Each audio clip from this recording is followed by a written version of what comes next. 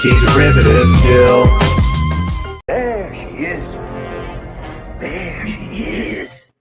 Welcome, Jim. Can I offer you some tea?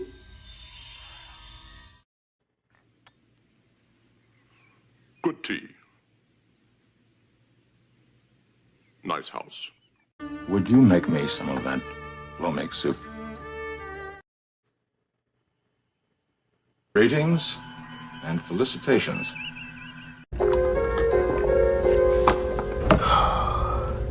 Isn't that hot? Extremely.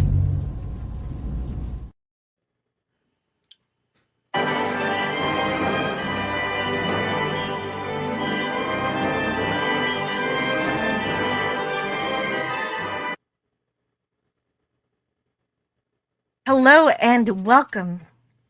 This is Plomeek Teatime number 105, and welcome to our discussion on the 1994 sci-fi movie Stargate.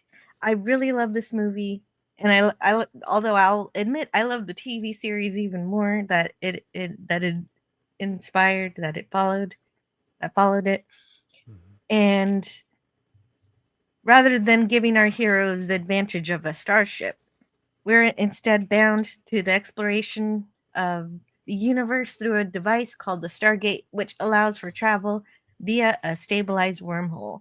These limitations create a fascinating different way to explore because we only have the choice of visiting the worlds that we know how to dial into.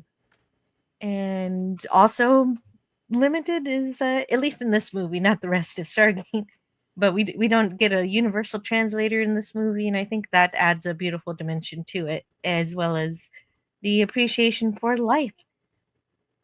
And so it's just everywhere in this film. It's really great. We got Colonel Neil and we got Dr. Daniel Jackson as their main characters.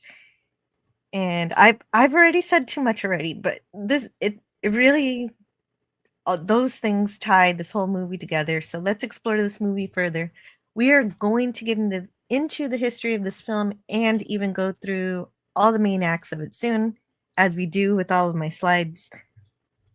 But before we do that, we need to welcome our panel and the chat. And I'll do that by asking our panelists how you got into Stargate. And I will go first. I played that clip of Teal'c for a reason.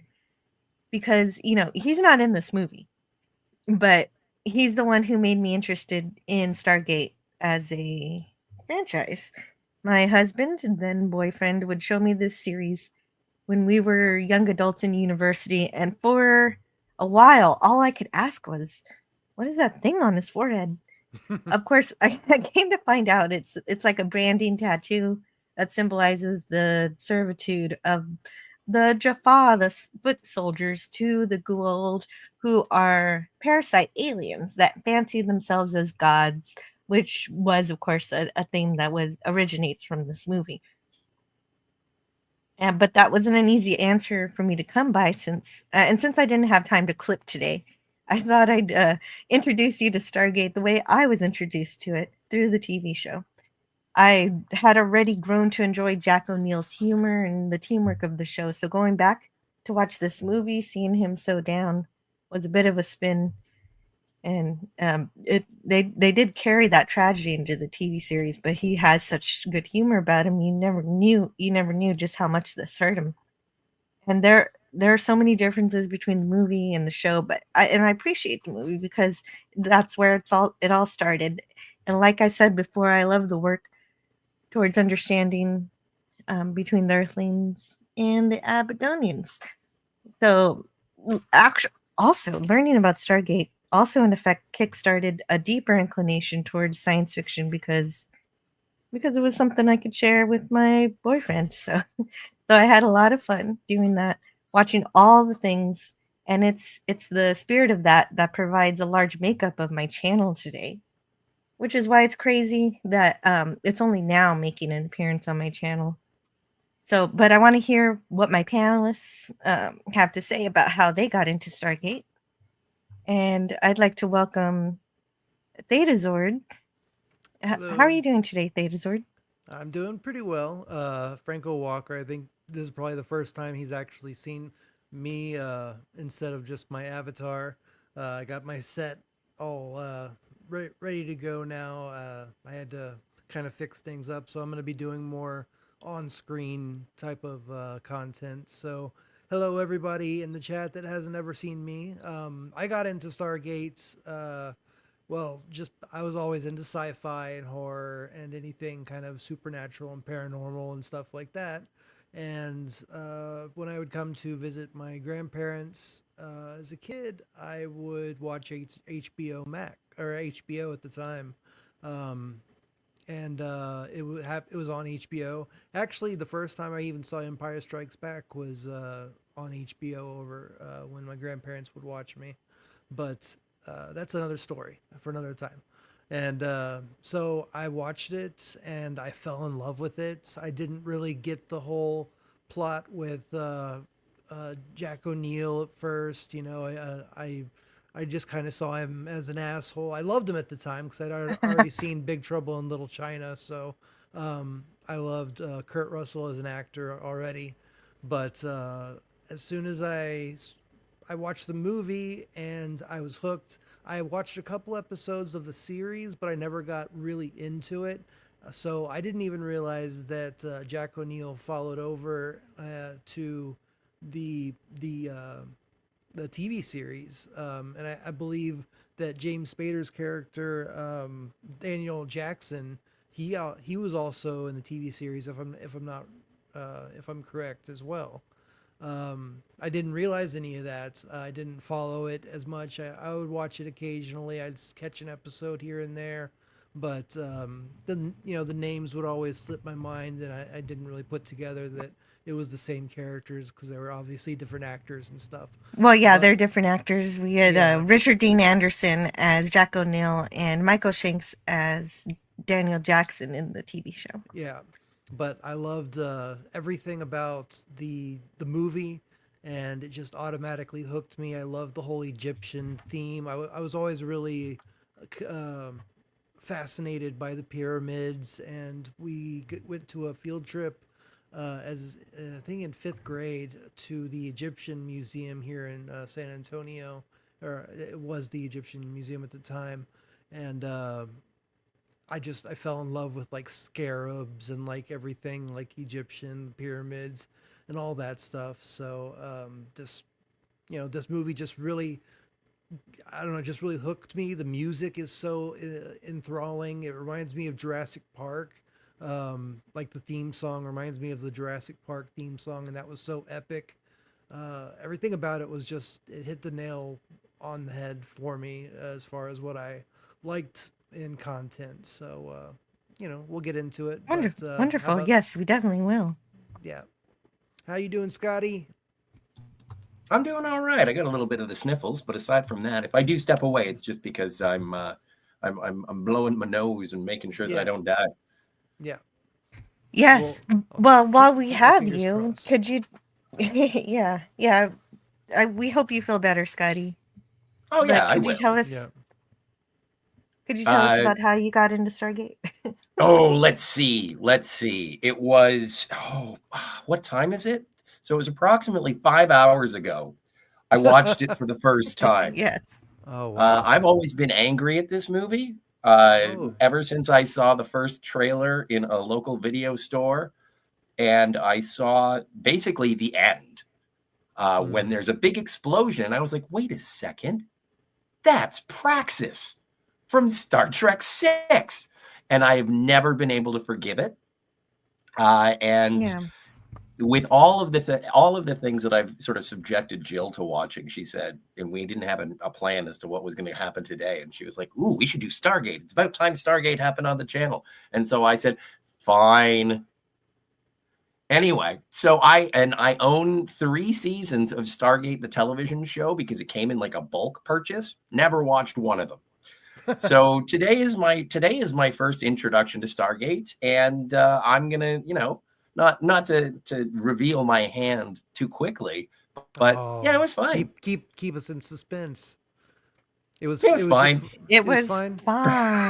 It was fine. You know what? Fine. I like the TV. I like the TV show more so. I'm okay with you just thinking this was fine.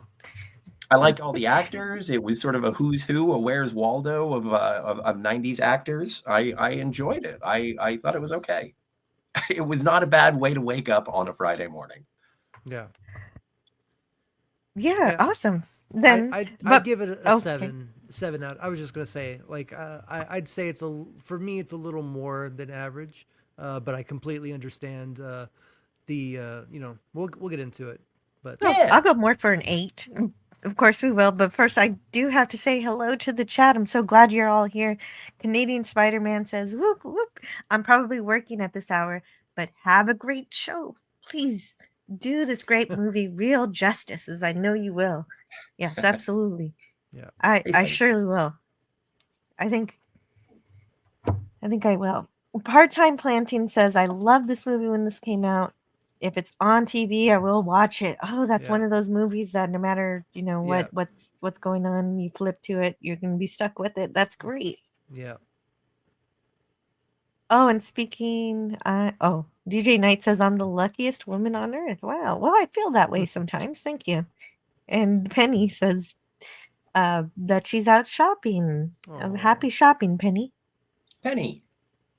Get me something. I'm just kidding.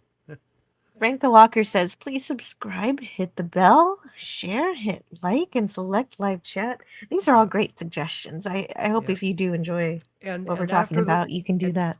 and after the live stream's over, leave a comment.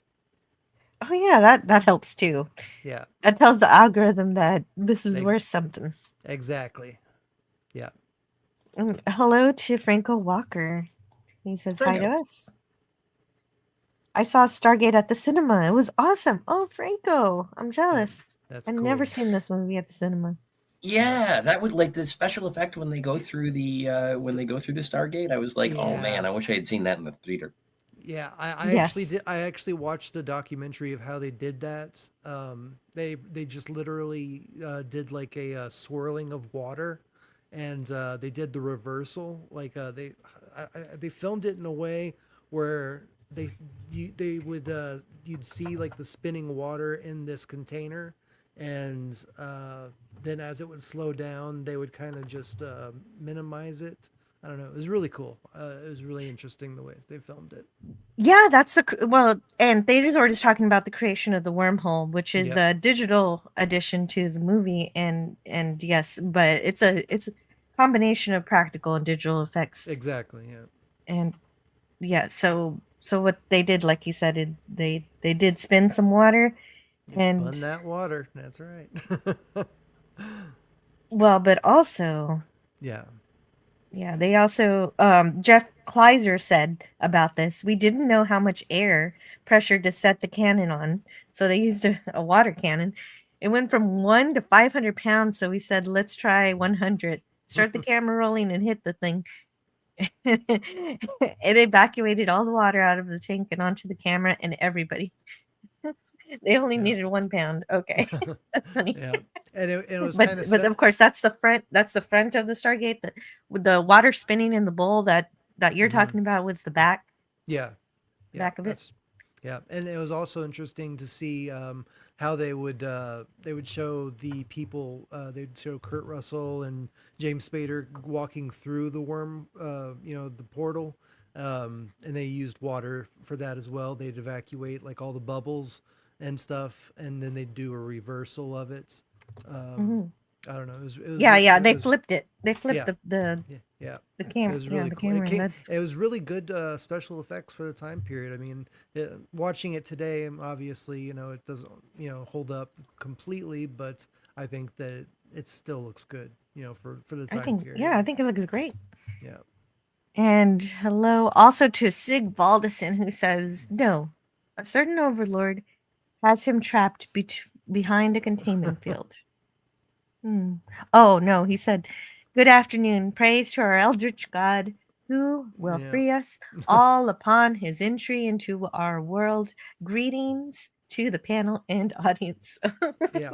One of my souls is obligated to always praise our eldritch God, so. And he does such a great job, Yeah, too. I think Cthulhu's are pussies. And well, yeah, until they make it into our universe and destroy every atom of Yeah. existence, what your opinion's not going to What was matter it? We were anymore at talking. that point.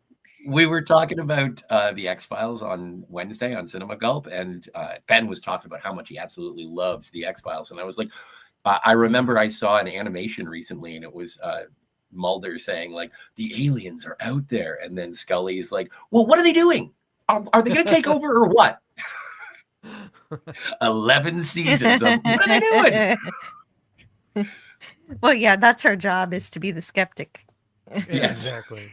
Well, and that's actually not not to do a plug or anything, but I'm doing a show with a couple people on Tuesdays called the Ghost Corpse Files, based on the X Files. So we're going through like Oh, cool. mysteries and stuff like that, unexplainable paranormal stuff. That's rad. Oh, great. That's fun. And Sig Valdison also likes SG1. Yes. And so at some point I'll be reviewing that too, but I'm not sure how to do it yet. Next, he'll be telling us that the Mutara Nebula was done in a water tank, says tank. Gavin. Hey, Gavin. Done in a water tank. Yeah. Sorry. And Franco says, I think the FX holds up today. I think so too. Yeah. Me too. I thought James Spader from Pretty in Pink Days was in this movie as Daniel. Yes, James Spader is Daniel Jackson in this movie. I think I was talking about Michael Shanks from the TV show. Yeah. So yes, James Spader is Daniel Jackson. Yeah, the James Spader apparently and Kurt Russell turned down these roles several times. They weren't happy with the script and stuff, and James Spader still wasn't happy with the script. Even after he signed on, and he would be rewriting, his lines in his trailer and holding up the, delaying filming for several hours because he just wasn't happy with the script. So he personally would, go and kind of redo his lines and stuff. But I'm glad he did. I really love a lot of things that I hear from Daniel Jackson. It's really elevated. I'm sure he did. Everything he did was worth the time. At least when he's being a diva, he does something about it. Yeah, exactly. He fixed it. He fixed what he didn't like. He also, the only reason he said yes to this role is because he liked the director, Roland Emmerich. Yeah, and since we're talking, since we're talking about that, let's get into the production history. So, Stargate was released in the United States and Canada on October 28th, 1994, with music by David Arnold. Love the theme, just like you do. Oh, yeah. So good. Yeah. It really elevates all of the important parts of the movie. Yeah. And wondrous. And we had creature effects by Patrick Tatopoulos. I don't know why I decided to say that name. Tatopoulos, thank you. Well, and the only reason I know how to pronounce that, it's a Greek name, and the reason is that I think Roland Emmerich does name Matthew Broderick's character in the Godzilla movie that they made. They named him after Nick Tatopoulos was named after the special effects supervisor here. Well, do y'all remember that show on Sci-Fi Channel where they would get special effects people to come in, and it was like it was one of those shows where, the last person, at the end of the season would get like a reward or whatever, they'd get like a chance to, be on a big program or whatever. Well, this guy, Tatopoulos, he was one of the judges on that show. So I don't know if y'all remember that show. Oh, cool. Well, I heard about it. I never watched any episodes, but I do think I saw promo for it, so I know sort of what you're talking about. It was cool. That's great. Yeah, that does sound pretty interesting. I wonder if any of those contestants ever went on to make movies, or help make movies. Yeah, I don't know how good they were, but I know that they were contractually obligated to if they won. So. Oh, nice. So also Stargate was written by Dean Devlin and Roland Emmerich. So and also of course directed by Roland Emmerich. So the idea came from Roland Emmerich when he was a film student. He was in Germany, and he was thinking about Egypt and space and so spaceship. Yeah, he was thinking about all that. if there was a spaceship involved with that. Yeah. yeah, yeah. At first, it was going to be a Stargate. It was going to be a spaceship, but then he met up with Dean Devlin, who also wanted to write something about space and desert, and a movie about Yeah, that kind of thing. the Stargate originally was going to be a triangle to mimic the pyramids, but they wanted to use the decode, like the way that they decoded it and everything, and that wasn't viable. Oh yeah, with the triangular. Yeah, practically the circle yeah, works a lot better, huh? yeah, Like a rotary, like a yeah, rotary phone. yeah. But that comes into play more in the TV series. No. And I guess Dean Devlin also did Universal Soldier, and I guess that gave him. Yeah, that's right. Yeah, that gave him the the I guess the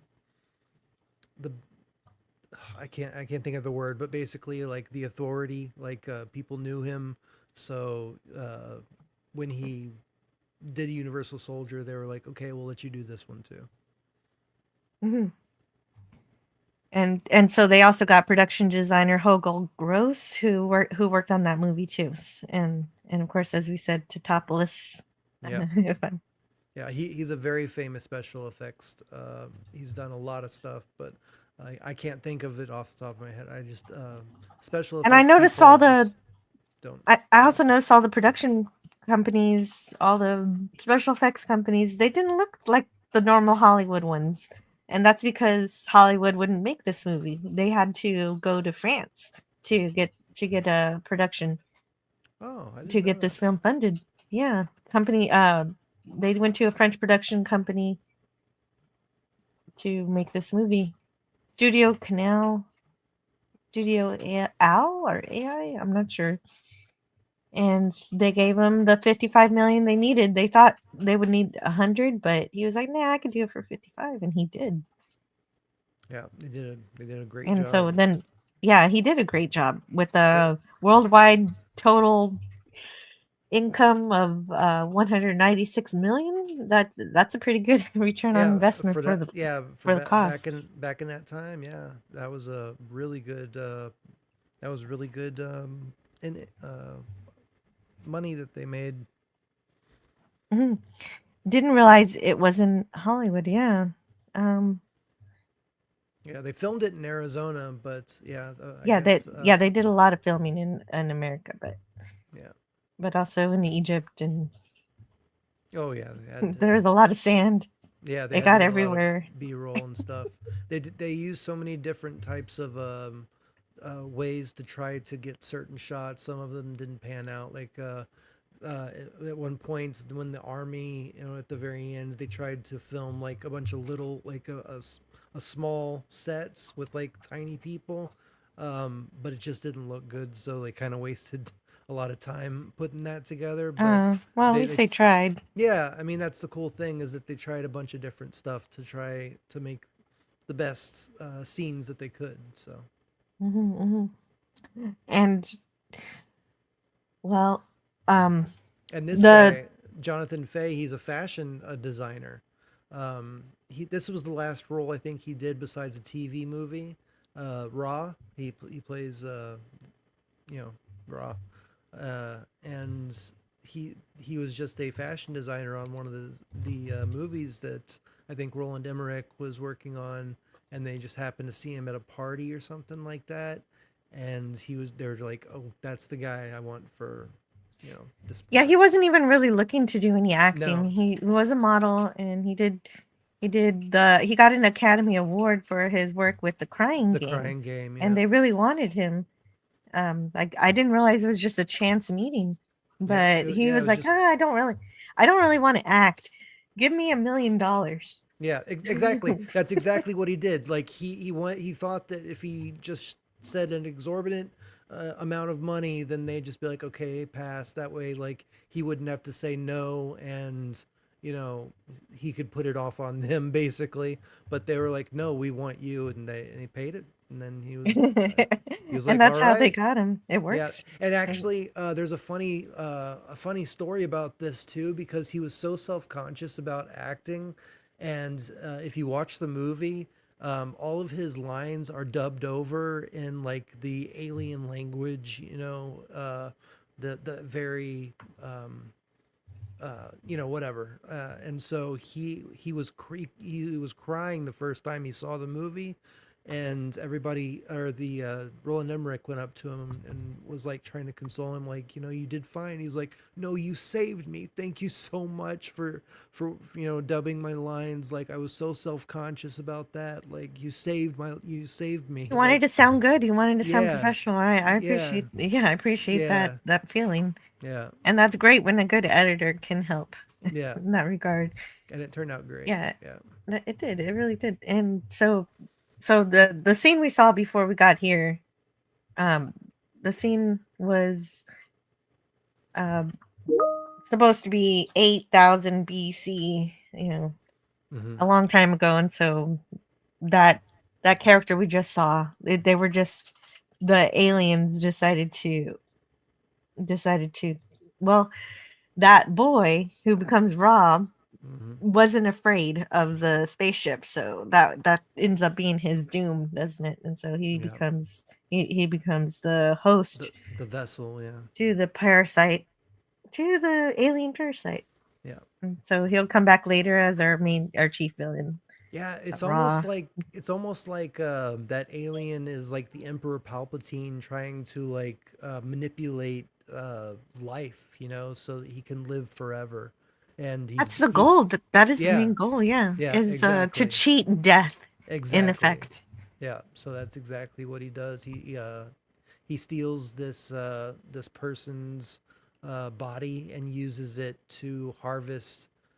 Well, I don't think they ever really get into it in the movie. They probably get into it more in the TV show. But the reason that they're on this planet, well, we'll get to that later when we actually get to the planet. Sorry, Well, I'm we will. skipping. Yeah, no, it's okay. It's all Yeah, right. You started it, so yeah, they're mining what they call it in the TV series is naquita, the material that yeah, the ghoul ooled, which is also not named until the TV show as yeah. the parasite aliens. Yeah, because Um, I never realized that until I watched this little like breakdown of like SG-1 and stuff like that. So I don't think it was ever really explained in the movie what they were doing. So that's why I just yeah, kind of but wanted to bring the it up. movie kickstarts all this stuff. The pyramids are supposed to be were created by, in our reality, humans created the pyramids. In Thank this you. reality, the aliens created the pyramids as landing platforms for their spaceships. Yeah, I thought that was a really cool idea. That was great. yeah. Yeah, it's really fun. Well, I mean that was I mean that was the whole like antithesis to this whole movie was Roland Emmerich thinking about what if the pyramids were spaceships. Mhm. And here we're going into Egypt, 1928. So this is the discovery of the Stargate. They find it buried because it was buried a long time ago because Well, the yeah, humans who buried it were like, yeah, we're done being yeah, subjugated by yeah, these exactly. parasite aliens.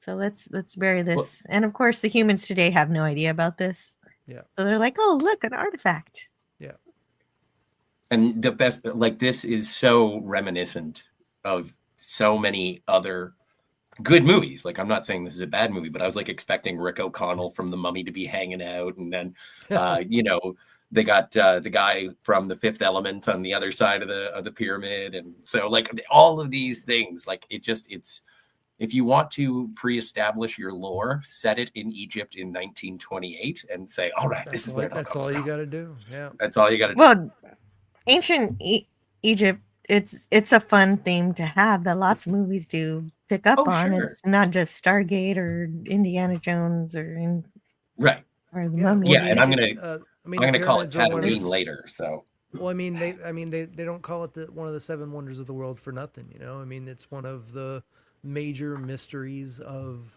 this earth, and so it's always going to be a place of mystery and a great place to start some kind of science fiction or supernatural type of story. Oh, it Yeah. strikes the imagination. Yeah. Yeah. It does, but and also I like all of the symbolism in this movie. We've got this medallion here that gets carried around throughout the film that represents Ra, the sun god, and that's Yep. something relevant to everything. And so I like that kind of stuff. Sigvaldison says, I felt in SG1 they went into a flat spin after the Goa'uld were no longer the main bad guys. Actually, I kind of like the replicators that happened after that, but where it falls apart for me is when dragons appear. And there's even a Crystal Skull episode, and Oh, maybe that's where it spins That's out. news to me. That's that's a little jump. That sounds a little jump in the shark a little bit. Oh, and Sigvaldison, don't start me on the Ori. DJ Play Nice says, "Wee." Yeah, he's always saying that. He's always having fun. He is. That's good. You must be mistaken, sir. The gentleman and I have never met. Whee! Yeah. Delightful. Yeah. Oh, goodness. Yes. And the theory of the pyramids being ships or landing pads dates back to the 1950s. Thank you, Franco. Yeah. I think, well, that was like literally like a year or two after, or 3 years after Roswell. So there was a big spaceship craze back then, Just a thought. So. Oh yeah, good thought. Yeah. Okay. So this this evacuation of the Stargate, it was filmed in Arizona, and so they filmed near sunset to make everything look nice and golden. And it does. It looks so pretty. It looks so nice. Mm-hmm. Yeah. And so we have Catherine. She's and her is her grandpa or her dad? This is her dad. This is her dad that's finding this, and she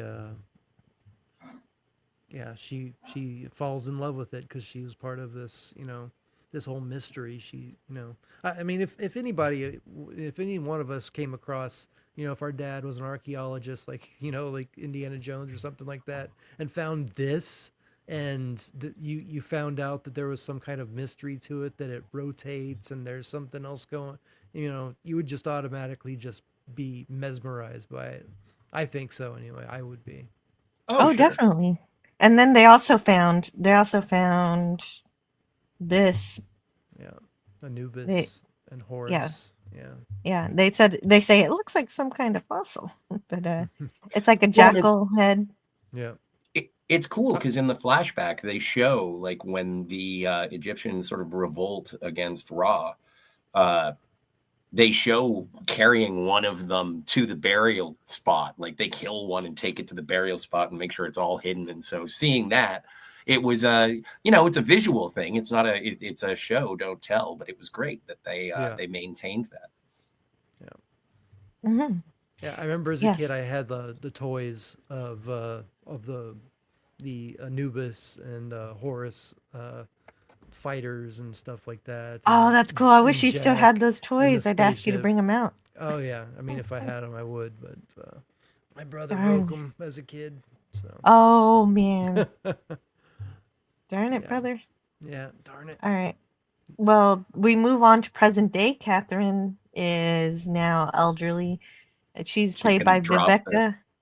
She's going to drop the amulet in the Titanic. I know. Yeah. I was literally. I always think about that. I always think that this is where the Titanic and Stargate collide. And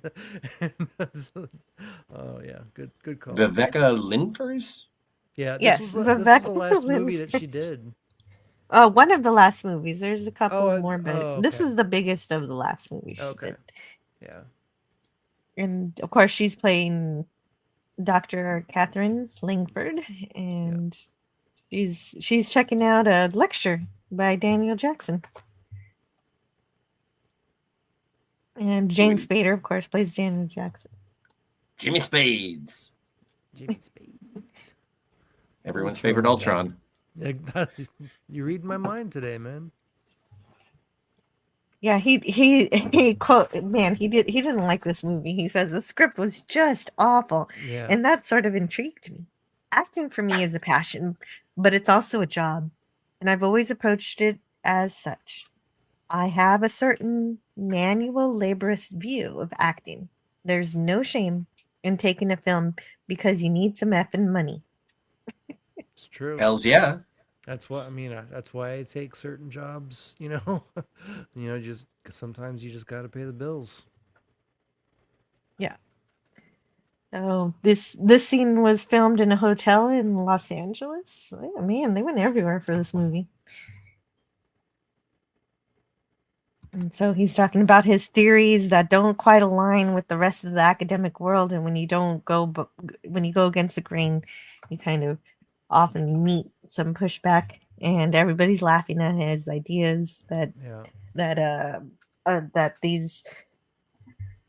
What is the main idea here? He says, Oh, it's not who made the pyramids; it's how old the language is. Is that the language Yeah, predates? that's what I was just about to ask. Is he more a linguist of Egypt, like ancient Egypt, or is he just focused on all aspects of Egyptian history? Because I seem to remember it being more of a linguist specialist that he is. well, he says that the pharaohs of the fourth dynasty did not build the pyramids. And so that's when they're like, okay, then who did? I don't know. But it's just so, and like you said, what he's saying is that it's not who built them, it's when they are built. Right. And yes, like you're saying, Theta Sword, how it comes into play with the Yeah. language. Why she picks him out of anybody else who might be studying Egypt. Yeah, yeah, because they already have somebody who's working on the language, but it's not working out. So it's been 2 years, so she's looking for somebody else to help. Yeah. Fresh eyes. Yeah, which is cool. Like when in the next scenes, like I'm excited to go through that because that's one of my favorite parts is when he gets there and he gets all excited. Yeah, me too. Well, and I like how first- everybody gets up with disgust and whatever, and leaves, and there's only the one guy. And Yeah. Dr. Jackson is like, "Is there a lunch or something that I don't know about?" I thought that there was going to be a discussion there that he was going to be curious or something, but he just stares at him awkwardly. He's just standing there. But first, before we get to the underground base, we've got to talk to Catherine. She has to convince him to go there, to work with the Air Force. And at first, Daniel Jackson does not want to. And then then you see the raw amulet. She's kept it this whole time. Yeah, she has. Yes, it does carry throughout the movie, which is a fun thing. And she has a picture of his parents, which is a kind of a funny thing, because these are supposed to be foster parents with the baby, but he was. It's just. I guess the idea in the movie is that he's cut off from his family, but what's going? Yeah, like I think that the reason for all of this is to make it so, when you have, and spoilers, this movie came out, 30 years ago? So, but they have that thing in movies where it's like, okay, he's either sacrificing something to stay at the end, or he doesn't have anything really to come back to at the end. And so it's a little bit of foreshadowing. And it's like, what are you going to do? They foreclosed on your apartment. You don't have a job. Your parents, they adopted you. What are you going to do? Stick around for them? Yeah. But Which they're also dead. mirrors- They're dead. But also his parents are dead, and it's a little different in the TV show because they actually die when Daniel's a little bit older. So I don't know if people try to align the TV show with the movie, and I don't think you really have to do that. Daniel's Hot Topics is here and is completely agreeing with Jill. I love the Stargate movie, but not as much as the television show. Yep. Yeah, I never Yep. I never got it. I just maybe I just didn't give it enough of a chance, but yeah. Yes, but Catherine needs Daniel to do some translation. Ciphering. Yeah. Yes, and that's something that carries into the show too. He does a lot of translation in the show also, and Well, cataloging. in the show, do they like go back to Tatooine and get him? Yes, that's the Okay. first episode. Okay, great. And Tatooine, for everybody to know, is Abydos. Yeah. Abydos? I should write this down. Yes, Abydos. Bunny Way. Bunny Way. I wrote down Bonnie Way, and I also Bonnie wrote down Way. Mushi Meow. Yeah, I can't wait to talk about the language. Yeah, we'll get to it. Mhm. Yes, that's why we need to meet. That's why we need to meet Colonel O'Neill first. Jack O'Neill. Yeah.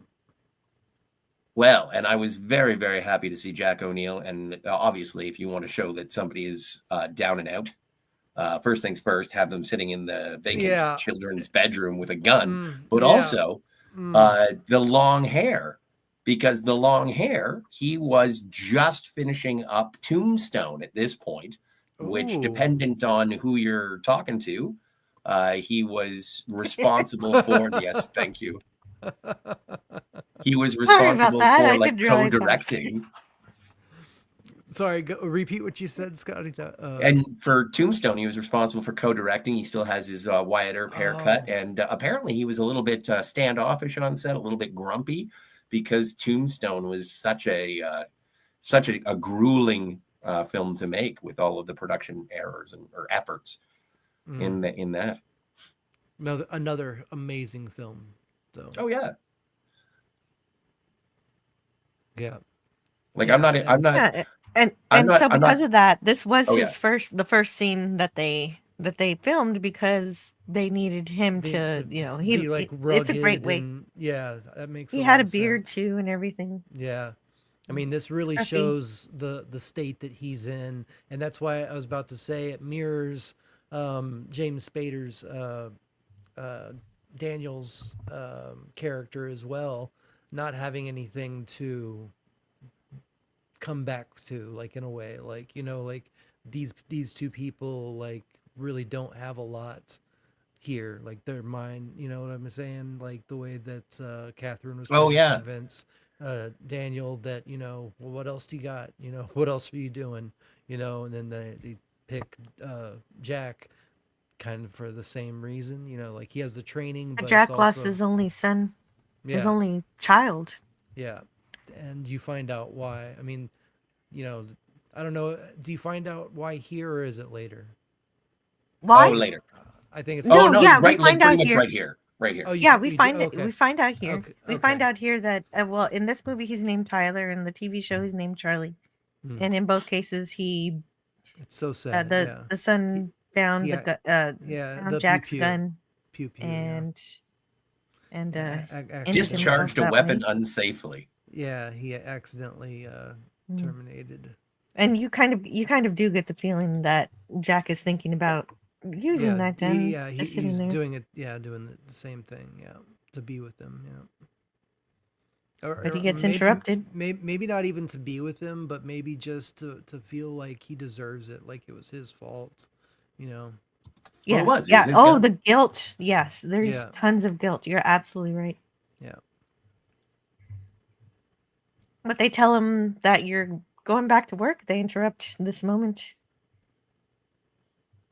Possibly saving him. This is why throughout, because it's kind of a Martin Riggs at the beginning of Lethal Weapon situation when we find him sitting on the bed. And that's why I thought that this was always sort of a kamikaze mission for him. Yeah. I think it always, in the back of his mind, as the character, it always was. It was always going to be like, this is how I'm going to go out. I'm going to go out and I'm going to do something, so that I'm never going to have to worry about anything else ever again. Yeah. And right. And and his excuse was, I'm sure his excuse was to save Earth, but at that expense. Yeah. He just doesn't mind paying that price. Yeah. Which you see throughout the entire rest of the movie. You see him at every turn, making sure to finish the mission and to finish what he needs to do for himself to feel released. Yeah, in effect, it's lucky the aliens steal the bomb at the moment Yeah. they do, or it would have been the end of this movie a lot sooner. Yeah. So let's see. We're supposed to be at Cheyenne Mountain. Okay, so here it's not Cheyenne Mountain in the movie. It's called Creek Mountain in Colorado. But in the TV show they call it Cheyenne Mountain, which is actually what it's called. So that gets retconned. Yeah. So we meet Kowalski, who's with Daniel Jackson, and then here we are at the base where the Stargate is now housed. And we get the introduction to Daniel Jackson's allergies, which is a running theme of him sneezing. Yeah. Yeah. And that was John Deal. John Deal has been in more movies than you can shake a stick at. He has I can shake a stick at a lot of movies. Dude, check out his IMDb and no, I like believe it's it. I know every other movie. Yeah, I believe it. I know. TV I've seen shows, him in so many things. Yeah, like, and I always remember him from Falling Down when Michael Douglas crashes into goes into the backyard of the pool with the pool, and he's the dad in the family. It's like, no, I'm the groundskeeper. We're using the pool for the day while everybody's out. Yeah, he just has one of those everyman faces that anything. He was Cameron Poe's lawyer in Con Air. Oh, really? Oh, wow. Yeah. I haven't seen that in a while. Oh, man. He's great. And I'm glad he lives. Oh, my God. Gavin Blackburn. This isn't relevant to Stargate, but he's got chocolate ice cream and cake. Are you at a birthday party? We're going to finish this later. We're all having cake and ice cream. We'll come back to Star. I'm just kidding. Delightful. Yeah, no, I'm okay with this.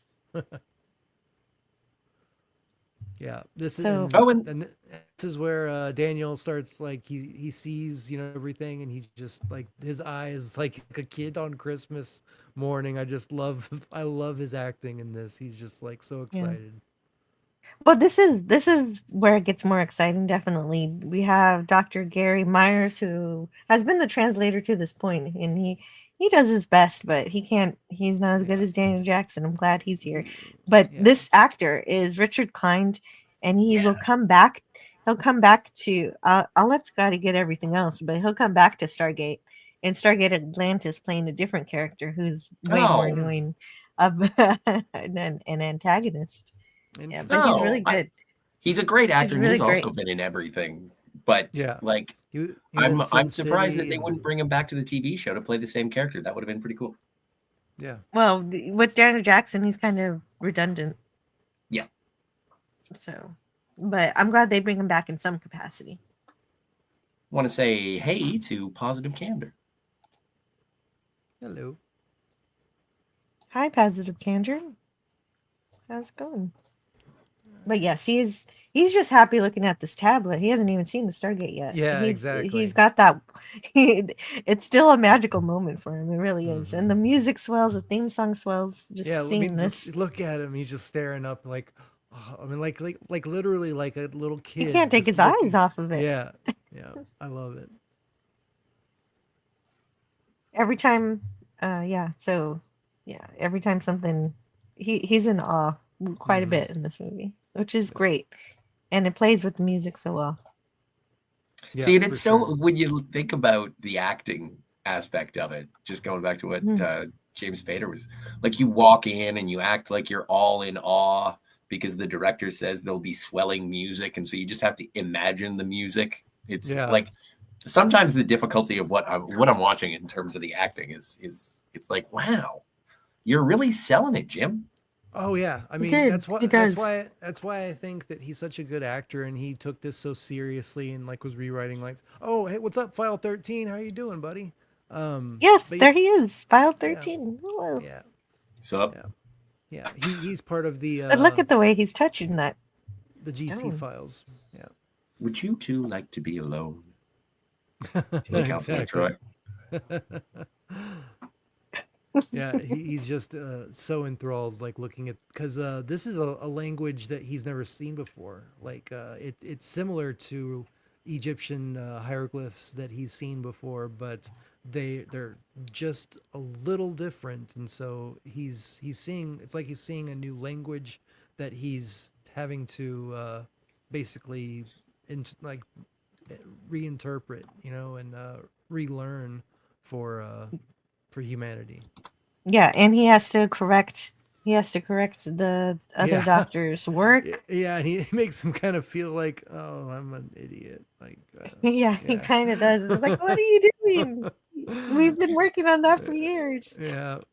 But that's also like in terms of what you were asking, Thedazord, is he into the Egyptian aspect of it, or is he just into the linguistics of it? And I think he's Exactly. more just into the linguistics of it because I think so too. the other guy was like, this is a pathway to God or something like that, because he was reading into it that it was Egyptian pathway to God. And he's like, that's not what that word means. So it kind of even takes the mysticism out of it and just boils it down to base communication as opposed to mythology. Exactly. Well, he's Which is great. he's the nerd, and that's Yeah. and that's his Yes, job. Chicken Man. That's his job. Yeah, He Chicken says- Man. This should read, 1,000,000 years into the sky is Ra, sun god, sealed and buried for all time. It's not door to heaven, his Stargate. Yeah. And so And he that's the figures that word out. that everybody's like, oh, we finally get what this is now. Mhm. Especially Catherine. Catherine is so excited to hear that. Yeah. It's your Stargate, she says. But if I would have got clips, that would have been one of them. Yeah. Hey, DJ Knight. DJ Knight. DJ Knight. You're not early. You're right on time. Yeah, we haven't gotten Exactly into when the you mean action to. yet. Yeah. And there it is, Stargate. Yeah. Sealed and buried. Well, it was, yeah. Why are they interested in 5,000-year-old tablets? And actually, Colonel Jack O'Neill corrects him, 10,000. And that's supposed to not be possible. Egyptian culture didn't even exist 10,000 years ago, but the sonic and radiocarbon tests are conclusive. Yeah. Now that's a haircut you can set your watch to.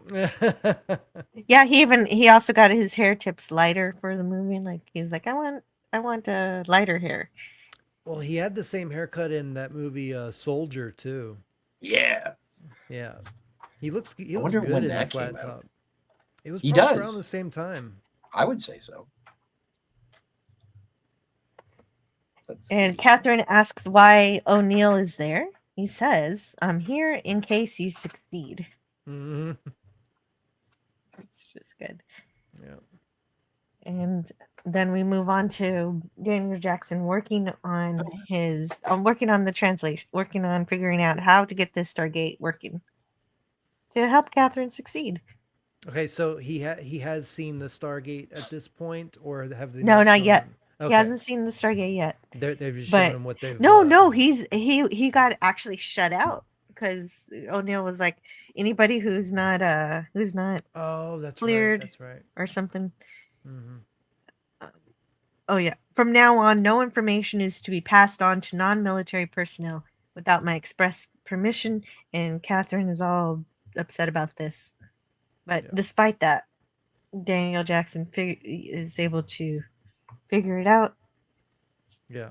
And well, he's not able to figure it out right away, but he has to get some coffee, and he just happens to see a constellation in the newspaper, and that gives him an idea. Yeah, that's right. I really liked it too because I was like, what is a constellation doing there? But it's right beside the astrology. So I was like, oh yeah, okay. Yeah. Yeah, so in the movie, the the symbols for the gates are based on the constellation for the planet, but it turns out to not make much sense because of all the stellar drift that happens over the course of so many years. So the TV show kind of fixes that and says that the symbols are really just phone numbers, like phone numbers, Yeah, and it's like Bill and Ted. yeah. Like their phone booth. Like you type in a number. That's basically like you're traveling to this place. Like it's, yeah, very similar. Mhm. And they figure out how to account for the stellar drift, which is very important. But the TV show fixes it, so I don't mind that the movie is it's a little, Yeah, it's the beginnings of the idea, which is important. We needed it. yeah. It's the foundation. Yeah. Sneak. Oh, do I have that? Let me see if I have it. I think you do. Hang on Do just one you? second. Oh, that's awesome. Oh no, wrong one. I know where it is. You know where it is? I know exactly where it is. I hope you do, because I don't. Why won't it let me get there? Oh, Hmm. there we go. I think this is it. No, are you playing with it? Yeah, I'm playing with it because Don't play with it. I'm playing with it. You were there. You were there. Stop pushing the buttons. I know where it is. Is it here? No, will you please let me drive for a second? All right. Okay. Well, now it won't go. Hang on. I gotta go back up to the top. I gotta do this. I gotta do this. Nope, it won't go. It's under adversarial sad clips because it won't let me play with it now. Oh, of course it is. That makes sense. See, there you go. We better get. Oh, this is taking. Did you find it? No, I'm not looking at it. You're in charge. You're the one at the helm. Okay. You gonna kill me now, Snake? I'm too tired. Maybe later. Yeah. Yeah. That was worth it. That was worth it. That's just for you, DJ Play Nice. DJ Knight says Major Samantha Carter says, to be precise and correct about the Stargate, it was unburied in the Giza Desert. Yes, that's where they find the Stargate. Yes. Mom and Dad, stop arguing. Hey, we made it. Feels like it's my fault. In the end.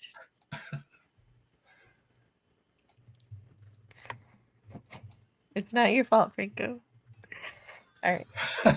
So Daniel Jackson shows everybody his discovery. Mm-hmm. And this is where he finds out. Well, you know who that is? Who? The general.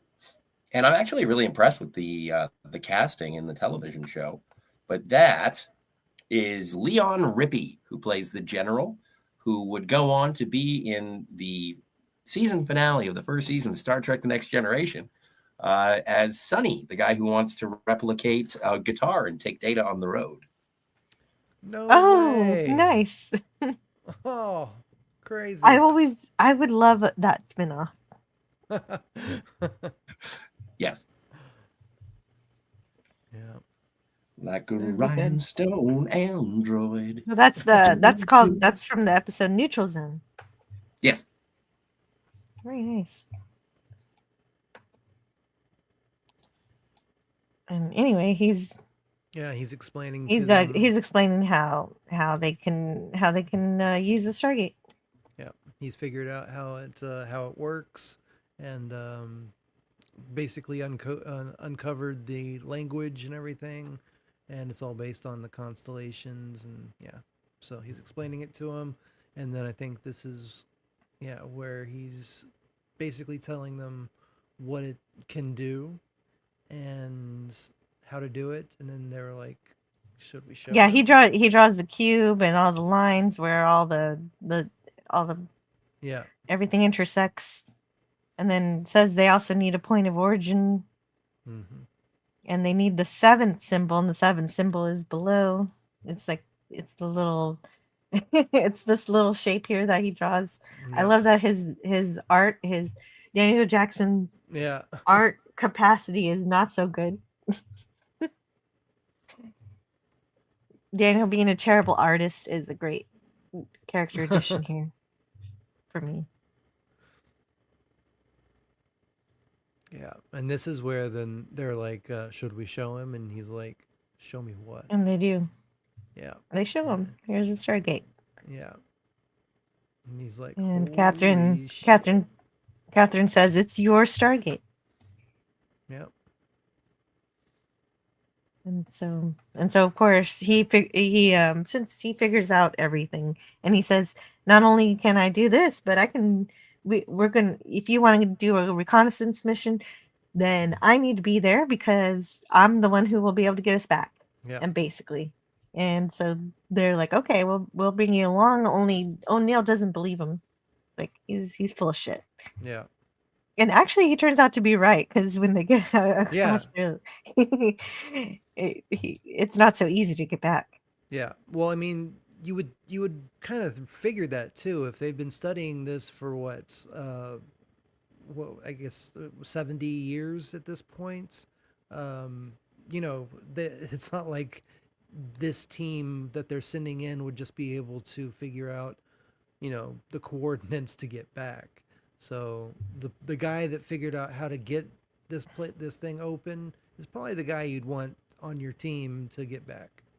Definitely. And so that's why the general puts him on the team, which was a good move. It is his Stargate. And I do that. And of course the dialing device is not what we get to see in the TV show.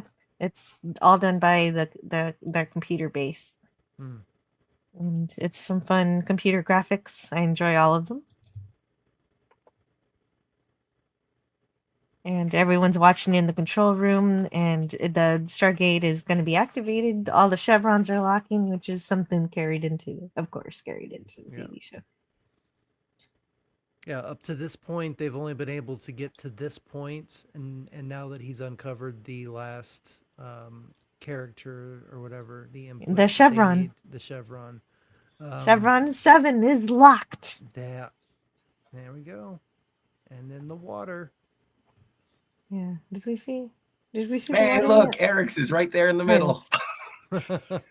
He is.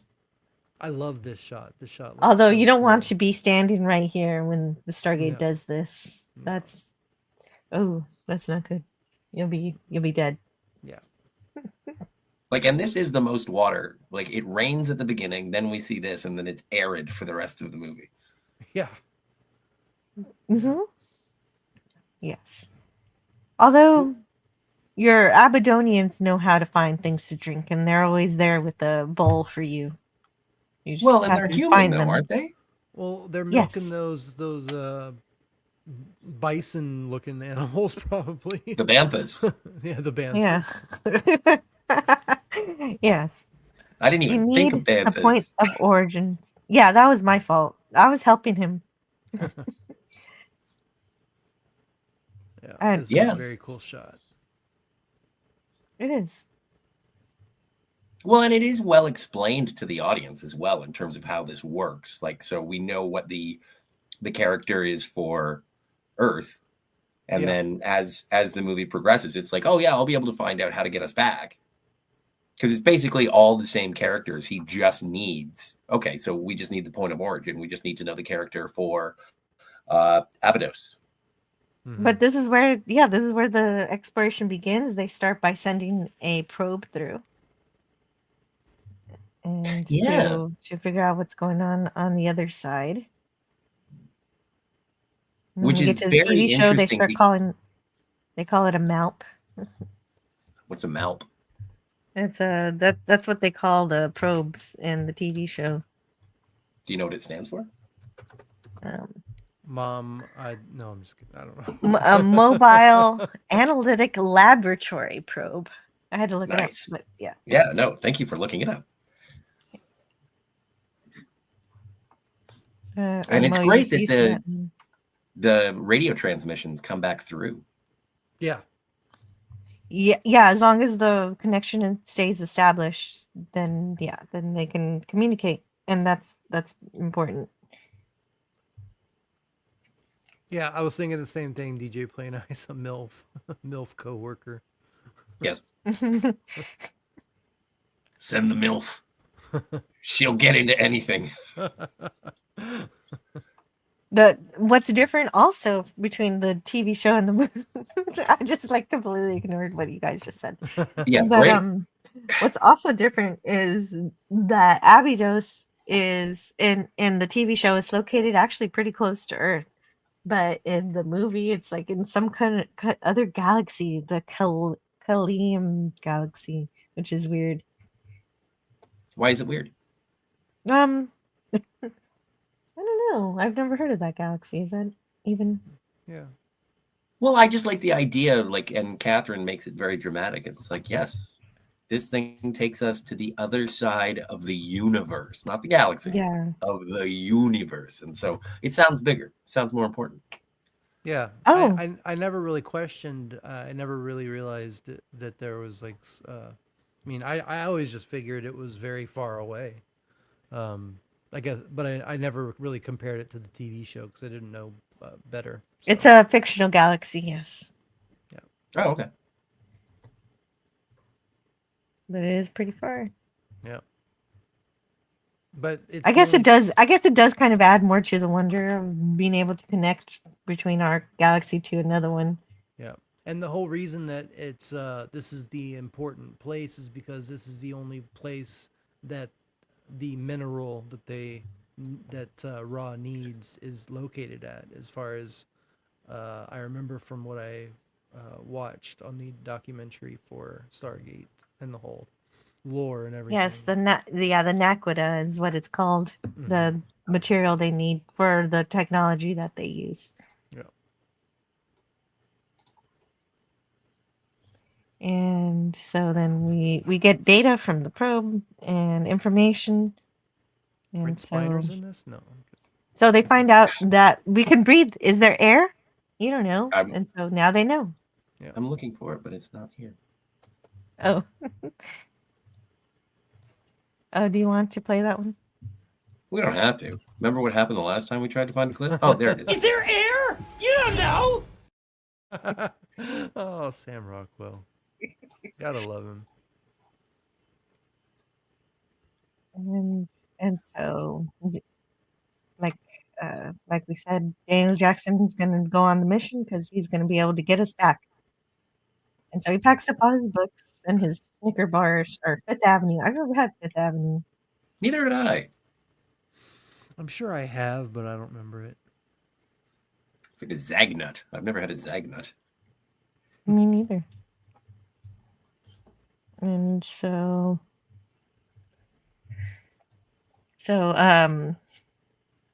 Catherine gives the Eye of Ra necklace, so that's passed along to Daniel Jackson. Yep. And they're briefing right before going on the mission, and there's more sneezing. Sneezing. That's fun. I was gonna point it out if you didn't. No, it's a humorous moment. Yeah. If you got to watch the movie to get the comedic timing of it. And I kind of wonder if those are some of the parts that James Spader added in to make his character. Oh, do you think? I think, yeah. I think that I think that he wanted to add some more character development and maybe a little bit of humor to it to kind of break the tension, and then that way it could kind of build up naturally again, so it's not all just super action. Serious. Yeah, exactly. I think that's just something that he probably, came up with, and it worked. I like that. I like that a lot because when you get to the TV series, it's actually Jack O'Neill. It's played by Richard Dean Anderson, who interjects ad lib humor throughout the series, which the show wouldn't be as great without that. Cool. And that's good that kind of acting started here with James Spader's ideas. Yeah, that would be really cool to find out, like that James Spader's insistence on having some more improvised lines and rewriting of the scripts kind of rolled over to make the TV series as good as it was. Yeah. Oh yeah, no, Daniel Jackson. I mean, not Daniel Jackson. Daniel's Hot Topics. He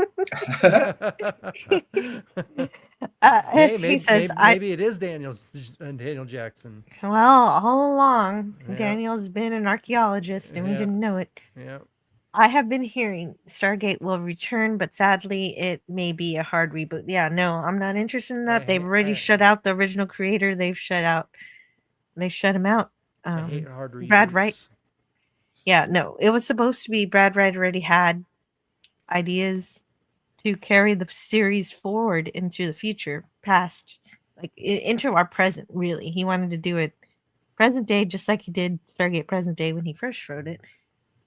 And that would have been great. It would have been fun to see how things progressed and evolved. And instead, we're not getting that. And I'm not interested in what Amazon has to do because they shut out the person who made this TV series. It's not. Anytime you It's hear not anything exciting. about a hard reboot, it's just like, that's so sad. Mhm. Unless it's the thing. Yeah, that's true. There are exceptions to every rule. There are, yeah, but it is a red flag, definitely. It can be. Like, look at anyway, it doesn't matter. But yeah, no, most of the time, you can find exceptions. Yeah, to that. But yeah, there's more. There's more of the former than the latter, though, as far as I'm concerned. Anyway, it doesn't matter. Yeah. So they're geared up for their mission. Oh, I never realized they're until stepping through now. the gate. This is kind of a magical moment for Daniel again. Yes. Yeah, everybody else is just like very militarized. Like, all right, let's go. Well, and also they've done it before. This is his first time. Oh yeah, that's right. What? No. How did they do it before? Because they didn't have the point of origin to make it work. Well, there might have been like a time. There might have been. I think they well, said no. But when they get on the other side. Yeah. No, the entire reason. When they get on the other side, they act.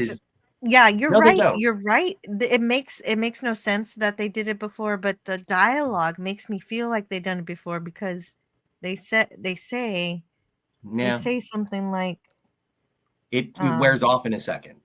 It wears off in a second. Yeah, like they sound like they're seasoned somehow. Well, because I think they're militarily trained with physical rigor, and so they do, and like they do make a point of Dr. Pulaski here being like, "Oh, look at the ripples," and so there is a bit of a time differential between the soldiers going through and then him, Dr. Jackson, going through. So I think that it is them. They've just reacclimatized through from the transfer, and then just says, "Shake it off, dude. It goes away in like a second." That's my interpretation of it. Yeah, that makes more sense. So it's everybody's first time through the gate. That makes sense. Right. But he pauses. He makes more of a big deal about it. Yeah. Oh yeah, his wonder is inspiring. And when you go to the TV series, there's a similar thing that happens when Samantha Carter joins, and I love what she says. So I'm gonna read it. Oh, nice. She says, "My God, look at this. The energy the gate must release to create a stable wormhole is astronomical, to use exactly the right word. You can actually see the fluctuations in the event horizon." And then her colonel, shoves her into the gate because she's still staring at it. And so then, of course, we get the wormhole effect, which they do use in that moment for Samantha Carter also. Really, and as we're going through the wormhole, yes. Oh, I want to welcome Cinema Gulp Ben from Cinema Gulp to the discussion. Hey. Hello, everybody. What's up, Cinema Gulp Ben? What's up with you guys? Yeah, we're talking about Stargate. We actually just stepped through the wormhole. You came at just the right time. I also want to welcome in the chat UK DM Repairs. UK Danger Man Repairs. Hey, it's UK Danger Man. You know, Oh, Dean nice. Devlin and Roland Emmerich saw the abyss and they said, how could we take that effect and make it way, way bigger? So they made the Stargate wormhole. Very cool stuff. They did Yes. like we were already talking about how good the CGI in this was and still is, holds up. Ben, did you see this in the theater? I did several Nice. times. Several times, Nice. yeah. Yeah, I was a junior in high school. Me and my buddy saw it and we loved it. And yeah, something about it. You know, the big David Arnold score. I think it's still my favorite David Arnold collaboration with Devlin and Emmerich. Mhm. And so, Yeah, okay, and so French- not and only did you French see it in the Stewart. theater, you saw it several times. That's great. Yeah, I was just at that age, man. Like Kurt Russell was awesome, and you know, James Spader was playing so against type that we just loved it. And then, of course, right there, French Stewart. Come on, French Yeah. Stewart. I was Yeah, going to that- say That was one of his first movies, right? he what exactly his first. It was his very first. Yeah. I'm not sure, but it sounds like I- Scotty does. Yeah. I think it is. I think I remember hearing that. And He then went on to they play light Bridget Jones. all these soldiers just light all of their flares and throw them everywhere. Yeah. Well, they but don't this know is what they're also getting into. This is also like it's 1994, and so the world had already been disappointed by Alien 3, and everyone still enjoyed Colonial Marines. And so seeing a team, a military team, people were like, ooh, Navy SEALs. Like, come on, this is good times. Ooh, Navy. Ooh. Some Navy SEALs and then a allergetic scientist. Yes. Yes, and swelling, inspirational, wondrous music. Yes. It all works. Well, and I like the little, and it makes sense that Spader would have added this in terms of his sneezing, but I like the little throwaway line, and it's like, oh, it only happens when I travel. And so it's like, well, you're taking the biggest trip ever, so you're going to be sneezing for a bit, bud. Mhm. Now, this is great. I was wondering if this is probably not practical. Well, no, it's No, practical, it but is. this wasn't Yeah. like an actual, this wasn't an actual Egyptian monument. No. They built this. They built this in the sands of Arizona. They built like a little like a gymnasium size. Like the pyramid in the background is CGI, but this thing in the front that was actually built. I thought they use a lot of matte paintings for the pyramid. Yeah, for the pyramid in the background, but this thing in the foreground that has the stairs walking up to it, that was built. You can literally tell from this photo. You know, you can tell what's a matte painting and what's right in front of you. You know, and I love the moons. I love the moons. Oh yeah. They're... Yeah, I never noticed all three, but yeah, you're right. That's cool. And that's it's foreshadowing or hidden in plain sight. But when they do find out what the seventh character is to get home, it's like, oh yeah, so Earth is the pyramid with one moon. This is the pyramid with three. Yeah, love it. Yeah, exactly. They're showing us the answer right now. Yeah, we don't even know it. Oh yeah. Oh, you're so right. That is so cool. Yeah. Yes, and now that Daniel Jackson got to Chekhov's moons. Oh, there are several Chekhov thingies here. Yeah. We'll get to the lighter later. Lighter later. The lighter later. Doctor. Your Honor. So now that Daniel made it to this adventure, he's like, oh well, you know what? I can't get us back. He has to find the hieroglyphics. Yeah. And they're not in this.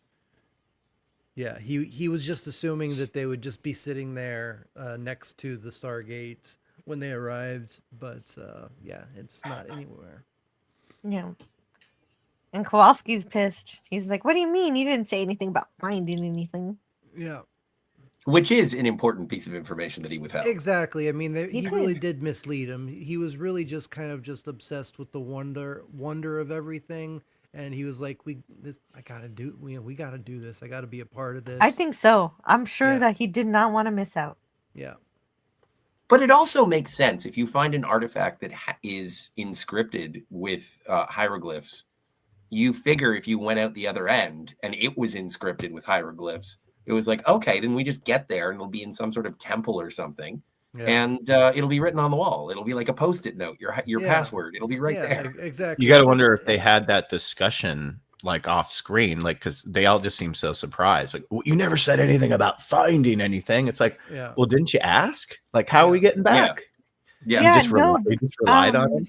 They did ask. They said, he said, I can get you back, and they said, are you sure? And he said, positive. Well, So I would they have said, said, lay it out for us how you're going to do that. Put it up on the Well, whiteboard. But Yeah, and exactly. when they ask him, he even like kind of stutters and kind of stumbles over his words too. Like, yeah, I think so. Like He you know, does. Yeah, but then He does. Yeah. But then Jack says to the general, he's like, this guy's full of shit. Yeah. and the general does not listen. No. But I'm glad he didn't, because we needed Daniel. Yeah. Right. And- Right. I mean, it all happened for. Well, and we got to save all these people too. So And these people would still be under Ra's rule. Ra's rule. right, exactly. Ra's Yeah, al we've Ghul. got to free the Abdonians, and Yeah. but also we just saw Jack O'Neill setting up his bomb by the gate. And we do get a little bit of bullying from the soldiers to Daniel Jackson. Yeah. He says, shouldn't you be working on this? Yeah. Shouldn't you be trying to get us home? It's Yes, and- Lieutenant Ferretti. And then he yes, throws all throwing his the weight. books everywhere. Oh my gosh. Yes, pick them all up. Isn't there something you should be doing right now? Like Yeah. getting us out of here? Which is so dude bro in this movie because he goes Yeah. back and everyone's like, ha ha. high Yeah, he's five. giving everybody high fives. Yeah. No, it's great. It's And those almost are- as But- gay as the beach volleyball scene from Top Gun. But it was fortuitous that he was a jerk, because that's how Daniel Jackson finds this big The creature. Brahmin. Yeah. Yeah, the Brahmin. I like Brahmin better. And he finds the foot powder. Yeah. Everything except the sunblock. Yeah. Yeah, Ra's al Ghul. Oh my. Oh, hey, I want to welcome Kat to the panel too. Hey, Okay, Cat's so here. let's stay on the close up of this animal while we Yeah. welcome You Kat. know, Yeah. the first time when I did see this in the theater, the first thing I thought was the dark crystal. Oh, nice. If you look yeah. at that profile right there, I want to say there's a couple different creatures, specifically the ones they ride in the dark crystal. Definitely. Yeah, very similar. Hey, Kat. Hello. Yeah. And before I welcome Kat, I also want to welcome Sentai Ranger Donnie, who says, "Gee, I have seen the original Stargate movie. Amazing stuff. Even the score by David Arnold." And of course, Everybody he's a loves big this fan. David Arnold It's so guy. good. It's so Yeah. good. It's a great score. It is. It It is. is. Very into everything.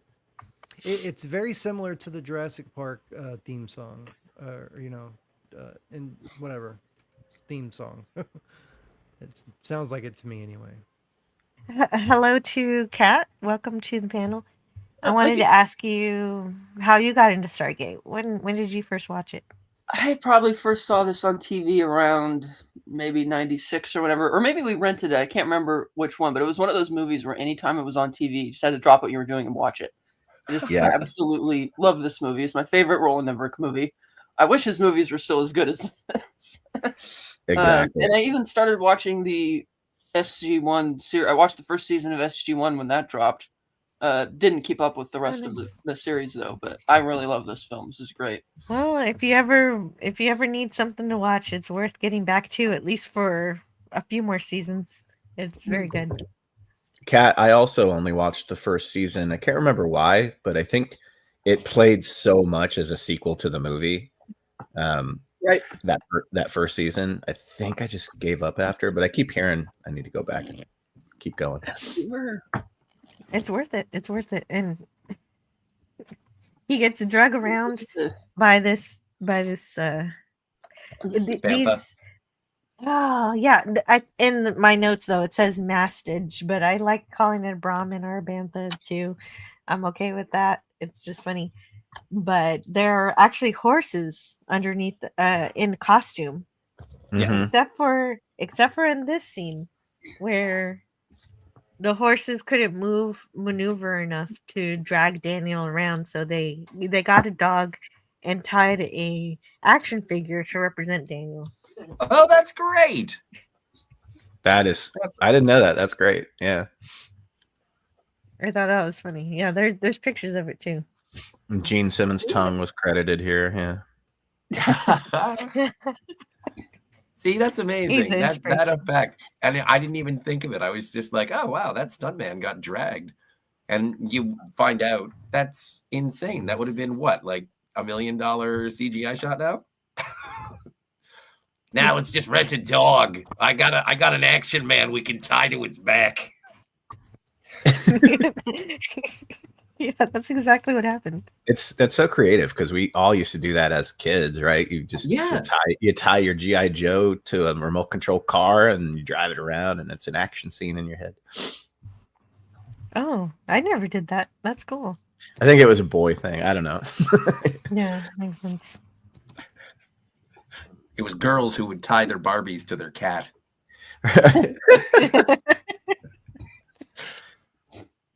No, we would want the Barbie to ride the cat like a horse. That makes sense. That makes sense. I love this. I was gonna say design. you'd probably make a saddle for it and like Mhm. put it on the dog or the cat.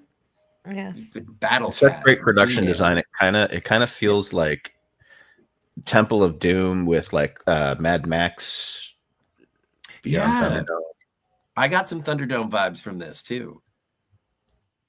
Yes, so we're definitely getting to see all the locals. They're working very hard. They're mining for that naquita, that material that the aliens need. That sweet, sweet naquita. Working on Mhm. gang. Oh, don't you know that's the sound. Goes around. But they all stop working as the visitors approach. Yeah. Mew she meow. And we meet Oh, she Skara. meow. Skara's great. Skara comes back. The actor for Skara Yeah, comes the only back. returning cast member, I think. Yeah. Well, not nice. the only one. Oh, he returns in the series. Yeah. Cool. Alexis Cruz as Skara returns, and so does his dad or Yeah. or Oh, nice. Masu- Oh, cool. The Bunny Way. Bunny Way. Bunny Wing. Yes, he returns too. Eric Avery. Or Avari. Yeah. He's been in so much stuff. Oh yeah. And so I know. So this is the only time in Stargate where they acknowledge the fact that everyone in the universe shouldn't be speaking English, but during the SG-1 they forget about that because it'd be really repetitive for them to have to figure out the language every single time they go to a planet. So Yeah. Well, that's the fundamental thing about all sci-fi shows, right? Where it's like we're on a different planet, but it's English, usually with a British accent. So like this is those. DJ Knight, what do you? go ahead, Kat. I was gonna say, or it's like those shows where they want to get around the language thing. They start by having them speak whatever the foreign language is, and they'll subtitle it for the first sentence, and then it'll just automatically switch to English to make a point to the audience that they're supposed to be still speaking the alien language, but for convenience, we're just gonna have them speak English for you. But I do like how in this movie it like as Dr. Jackson learns the language, that's how the audience sort of gets clued into it. And so it's not until there's sort of basic communication going on between Daniel and Lady Girl that we as the audience are clued in. I just saw the movie once this morning at 7. I don't know the character names. That's okay, but you're right. I love that aspect is that we can't understand them until Daniel Jackson understands them. Yeah. Yeah. And that's the joy of figuring out how to communicate with everybody. And it isn't just Daniel Jackson working towards communication.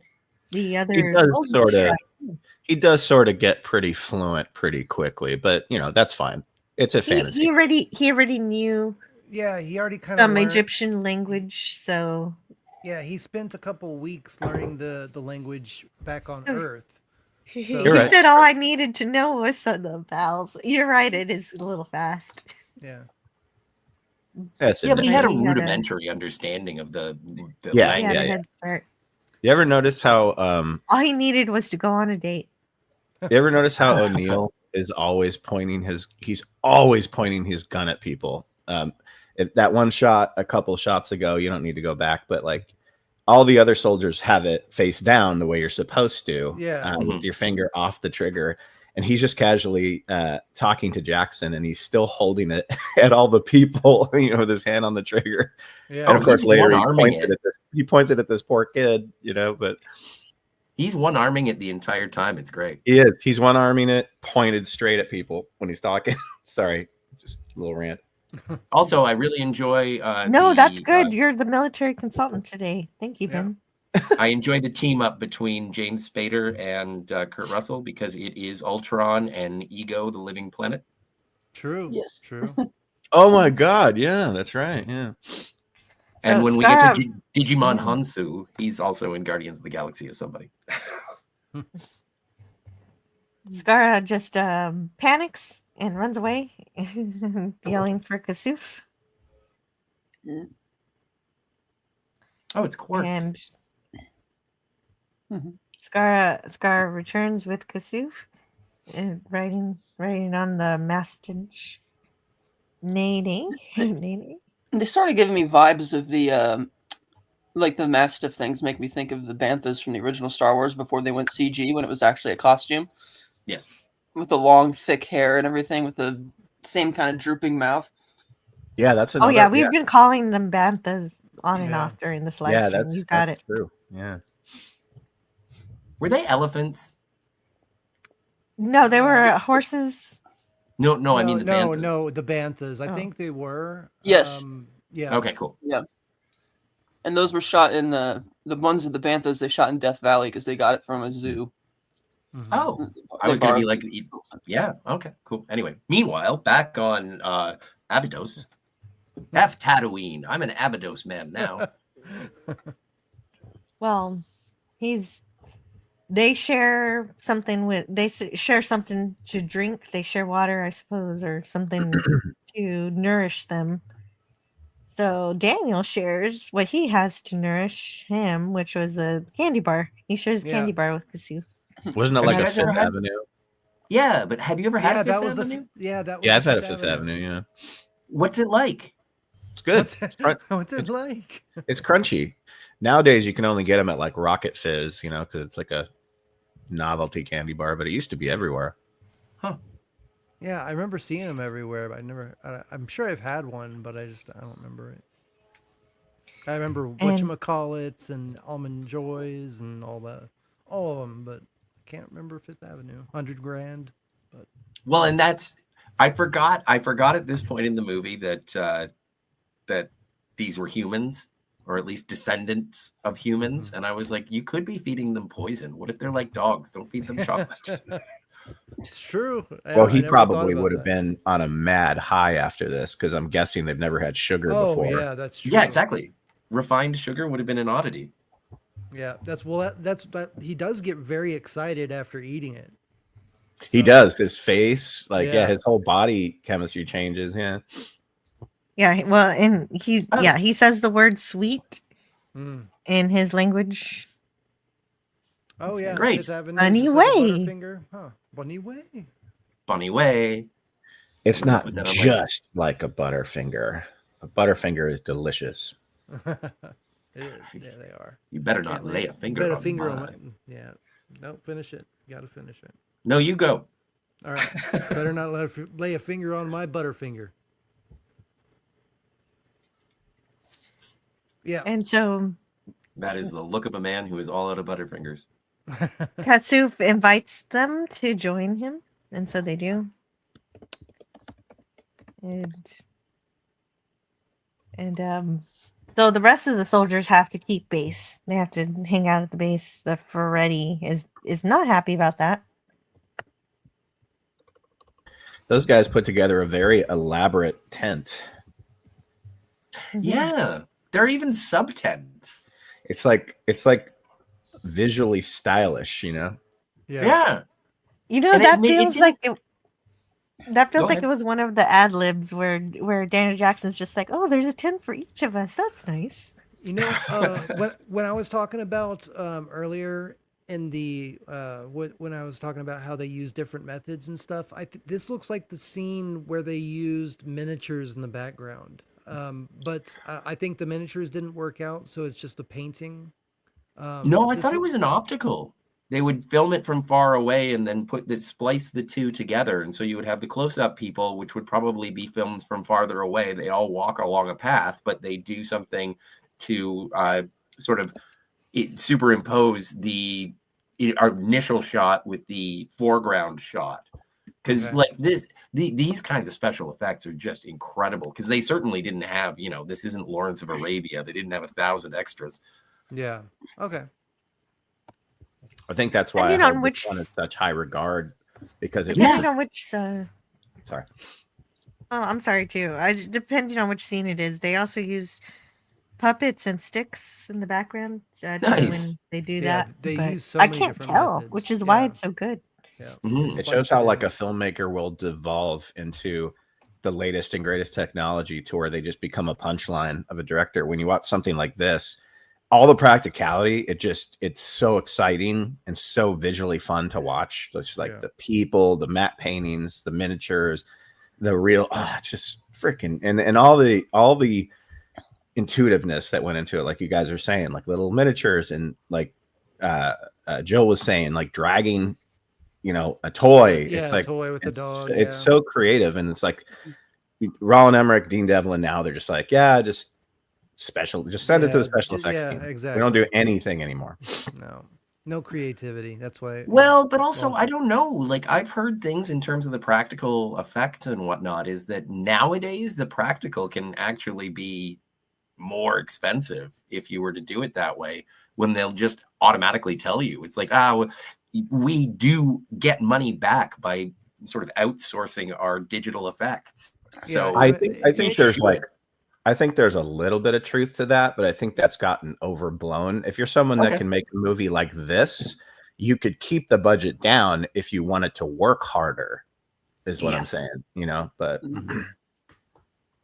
Well, it's also when you don't have as much money, you're forced to be more creative, and it tends to and the end result tends to be a lot better. Yeah. I want to make sure to say hello to Anonymous. He's here. Anonymous. And,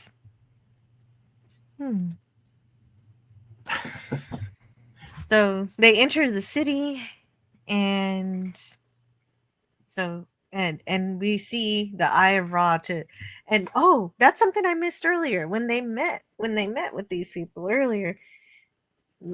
Daniel Jackson was actually kind of nervous, and then they all saw his medallion, his jewelry, and they all started bowing down, and that's why they had to be lifted up and everything. And so they think that the soldiers are here because Ra wants them here, and so they they're were sent there walking to protect them, or they need something from them, or whatever.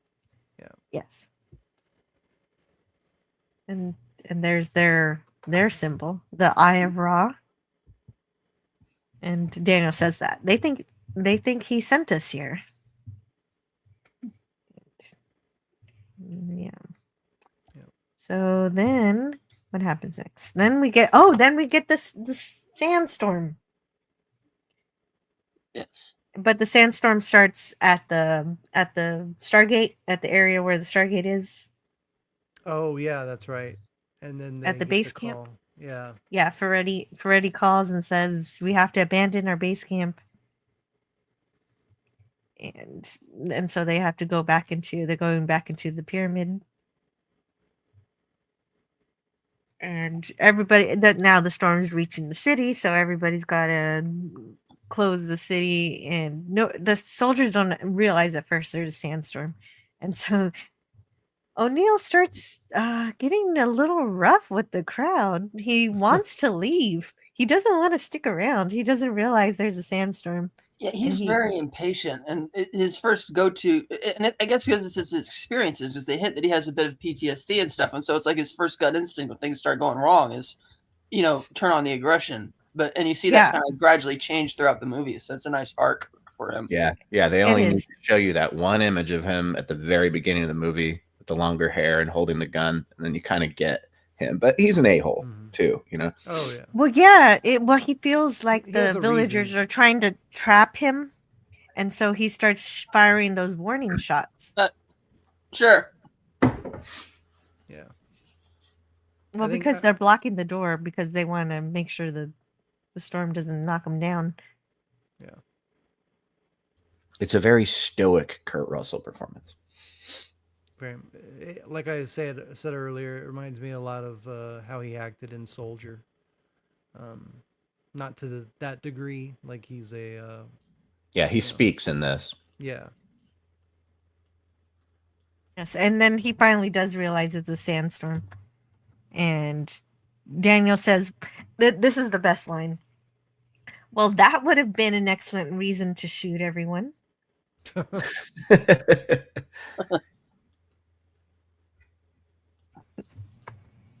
And so they get to go inside.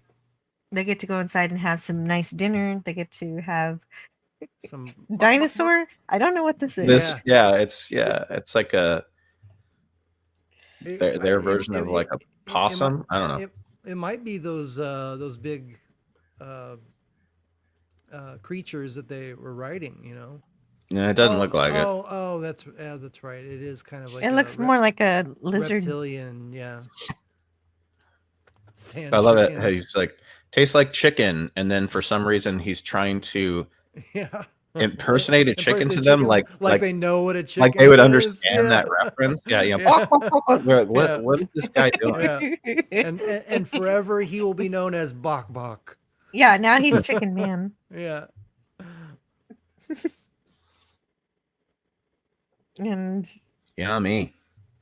Yeah, right. Well, it does taste like chicken, I guess. I don't know.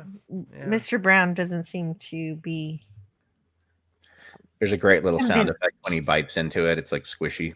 Yeah. Yeah.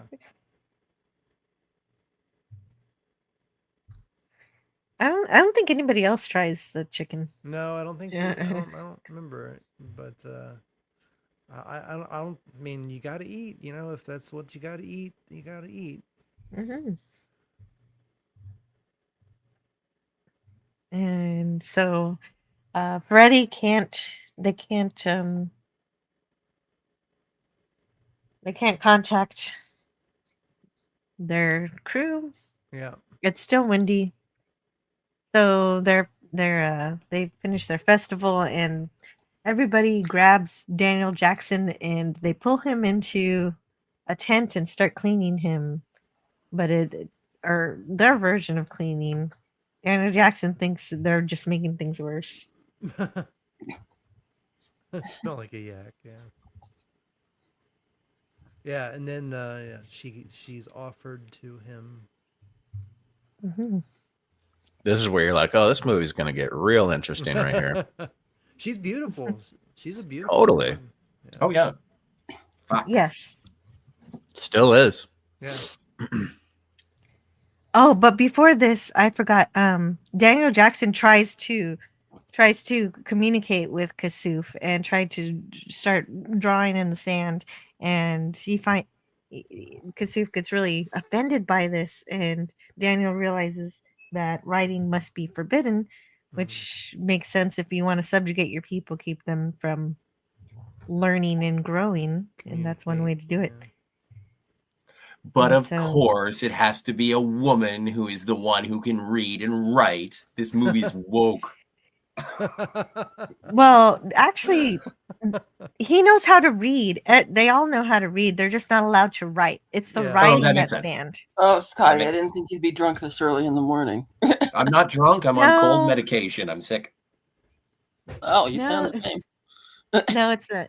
It's really not woke at all. No, I It's have not. to. It's so dorky It's when you not. say It's that. just fun to say. Come on. Okay. I don't Yeah. understand. I don't know. I It's think it's ki- becoming outdated. No, I Thanks, know. But that's, Scotty. You just ruined it for me. there you go, buddy. You're welcome, Anonymous. No, but that's the thing. I'm the guy Thanks, who picks up the Obama. joke after it's been driven into the ground. Yeah.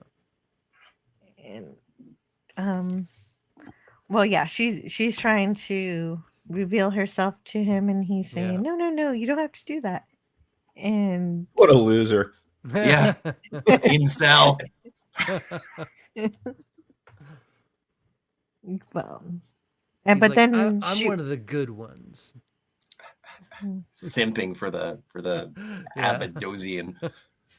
I'm just kidding. well, I think it's a wonderful setup for the romance. Yeah, Daniel no, not I wanting do to too. Daniel not wanting to take advantage of her in this way makes it so that when they do communicate, that Yeah. the connection is a little more meaningful.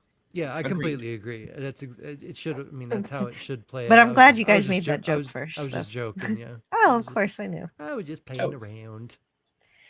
But Share was difficult to cast. They the role was still uncast by the time the film started shooting.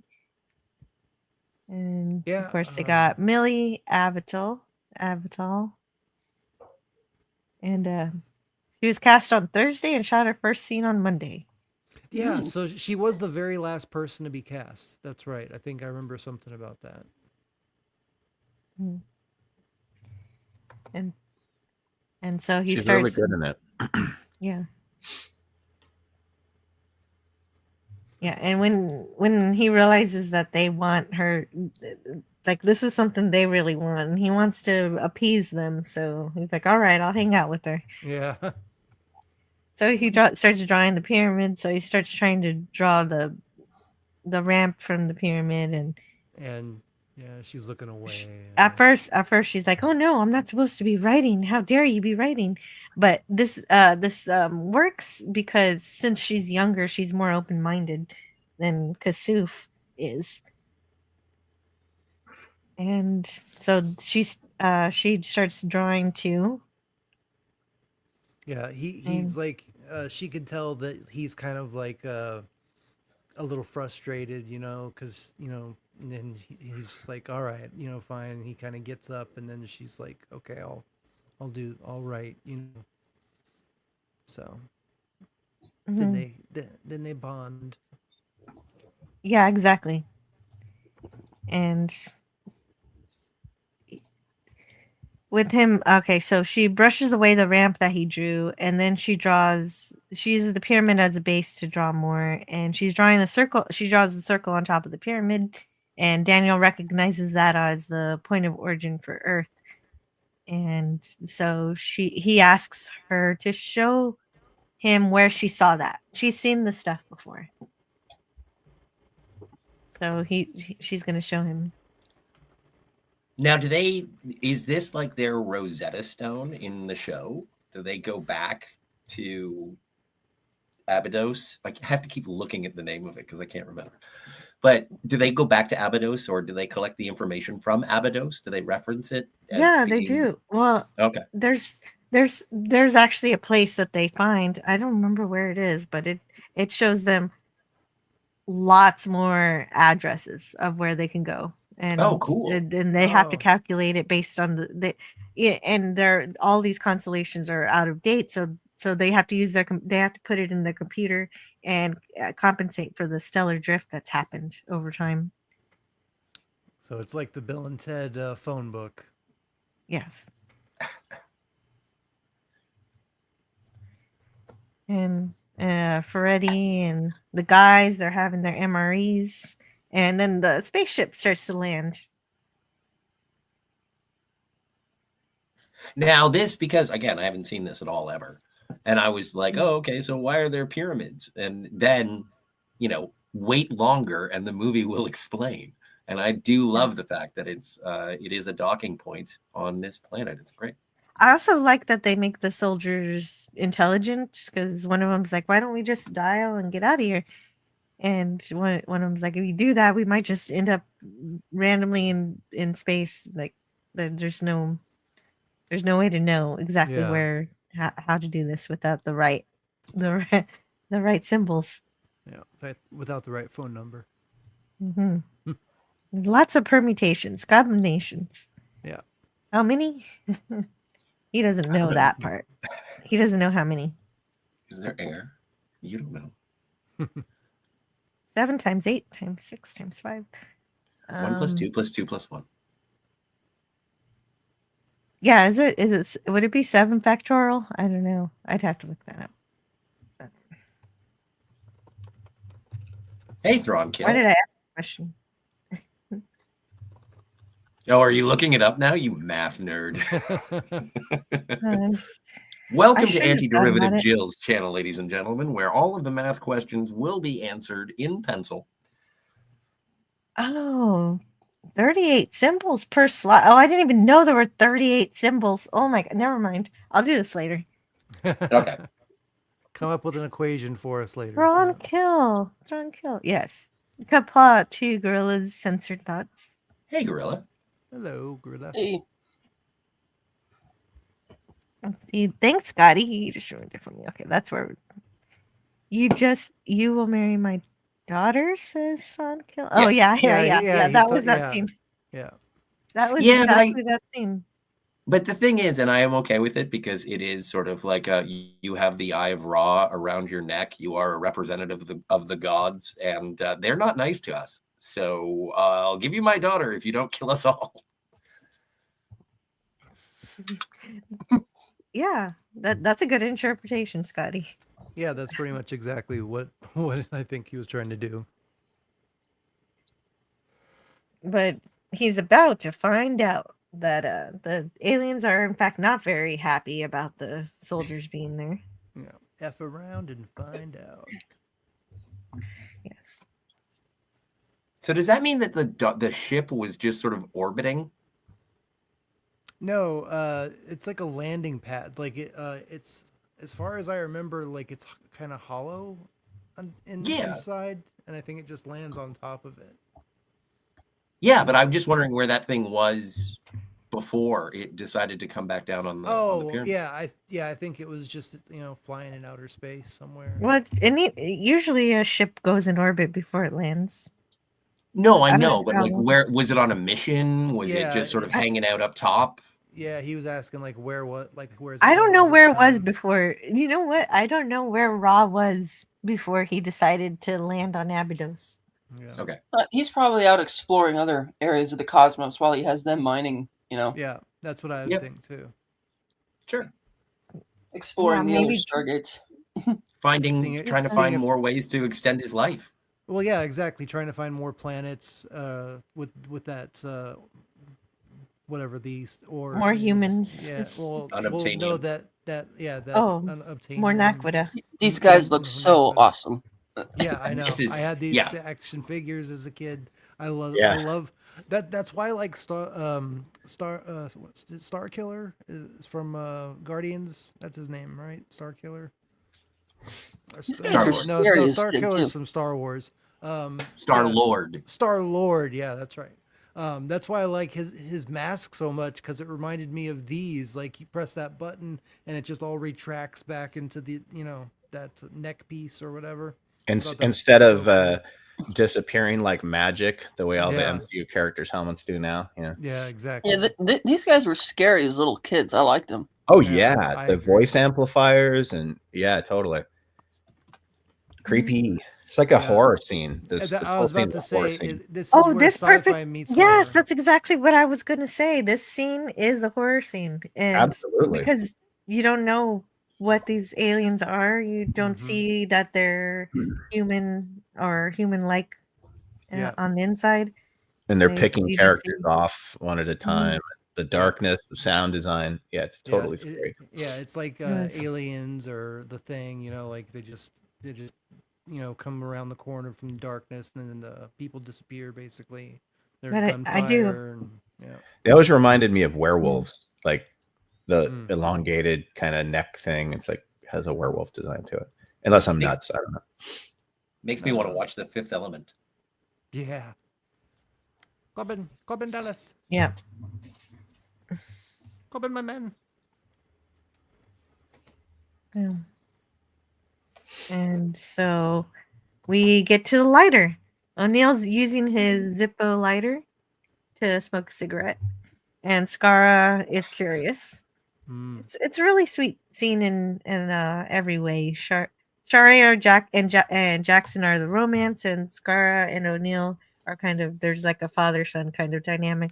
Yeah, And this is the best. This is the peak scene of O'Neill pointing his gun at people.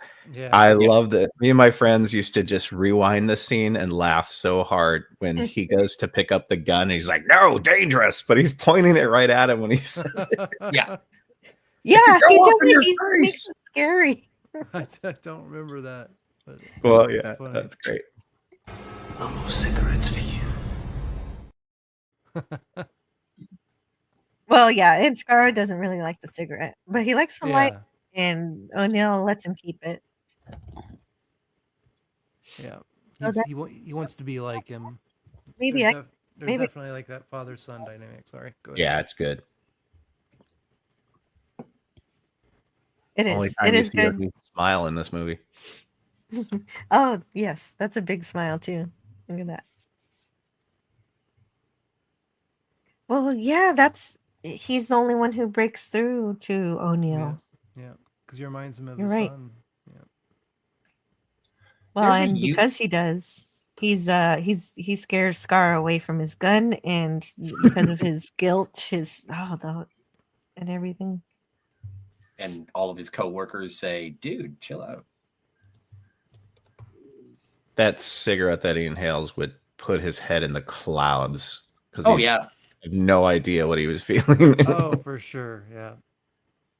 But I do. There's a YouTube channel that I subscribe to called Props to History, and they talk about all of these sort of fake brands and such that they make, like cigarette boxes and magazines and Yeah, soda Red cans Apple and things like cigarettes that. and Quentin And so Tarantino this is movies. it's so rad because it's like one of those. It's like the Morley's cigarettes from X-Files or whatever. It's just a generic cigarette pack. We all know what they look like, and then yeah. But also, it is one of those shorthand things for 1994. It's like, our character is given up on life. How do we show that? Well, he drinks heavily. No, not in this movie. He has a job to do. Okay, what if he chain smokes? Yeah, that'll do it. Well, and then Shari and Daniel go on their first date. She's going to show him the ancient writings that will help the Stargate team get home in reality. Yeah. But they really do connect a lot deeper here. He basically learns the entire language on how to speak it. And this is from here on out, we do get subtitles for the Abadonians.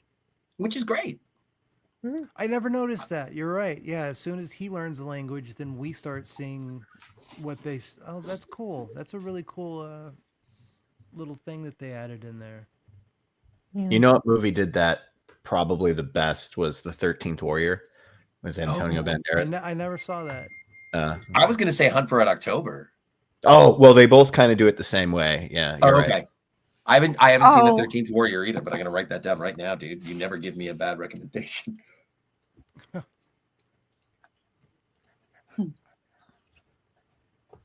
Well, yeah, it is nice how he's bonding with him because, yes, because he's still grieving his son. So you see how that plays. I love the set. I've said it already. I'll say it again, and I'll probably say it more. I love the set design of this movie. Just interior, exterior. It's so cool. Mm-hmm.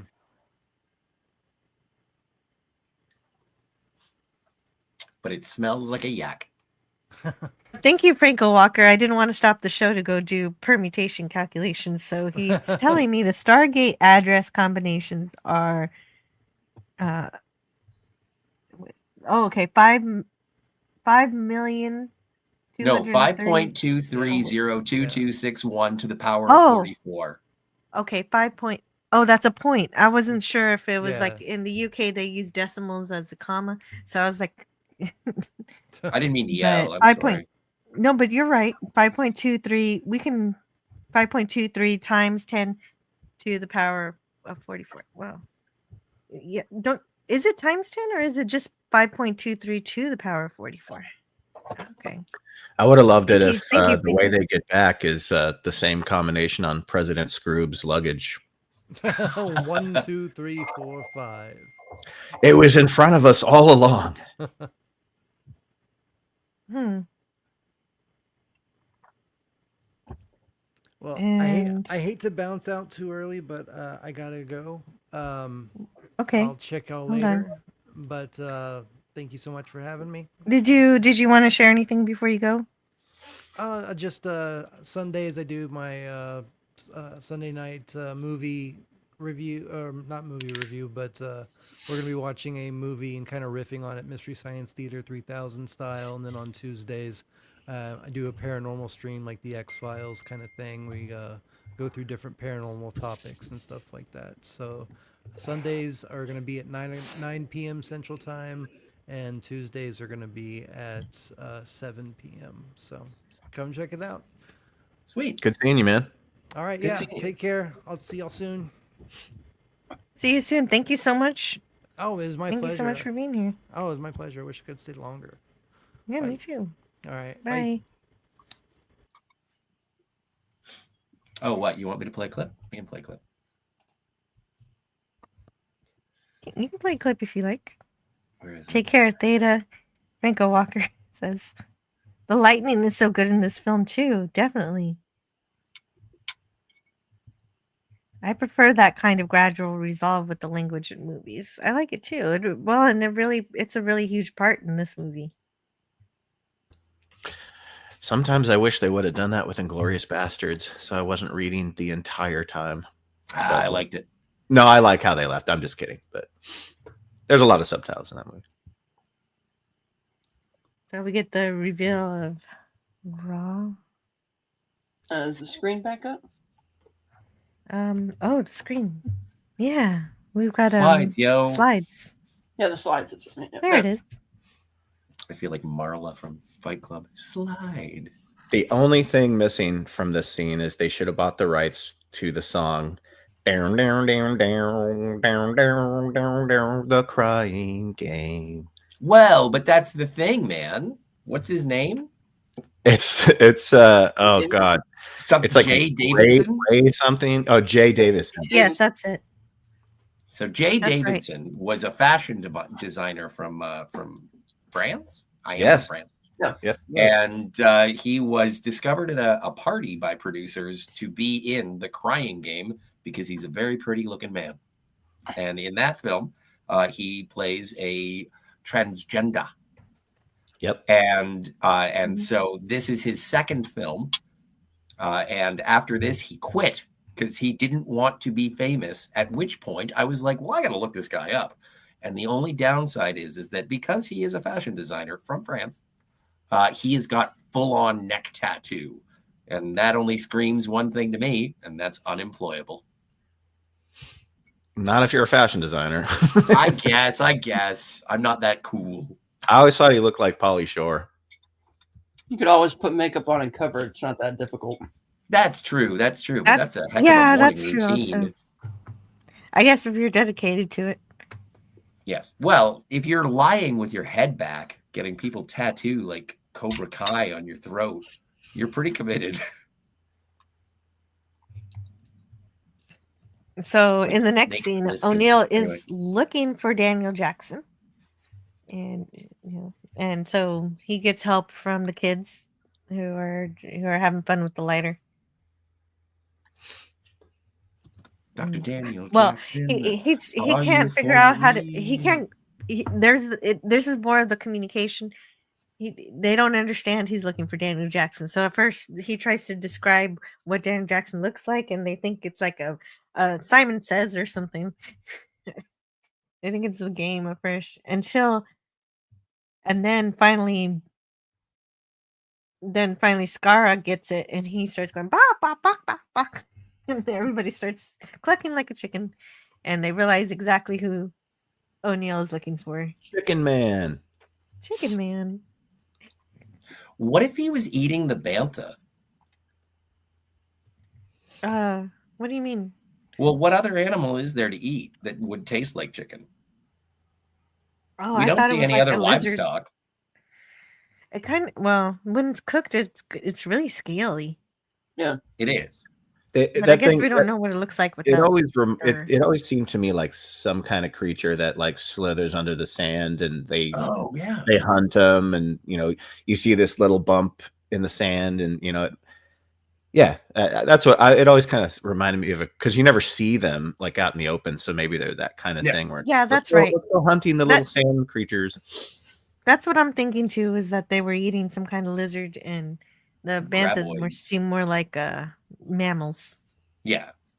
And in fact, every animal is like a dog, so they give this Daniel's vest or whatever that is to the animal, and it knows how to track Daniel Jackson.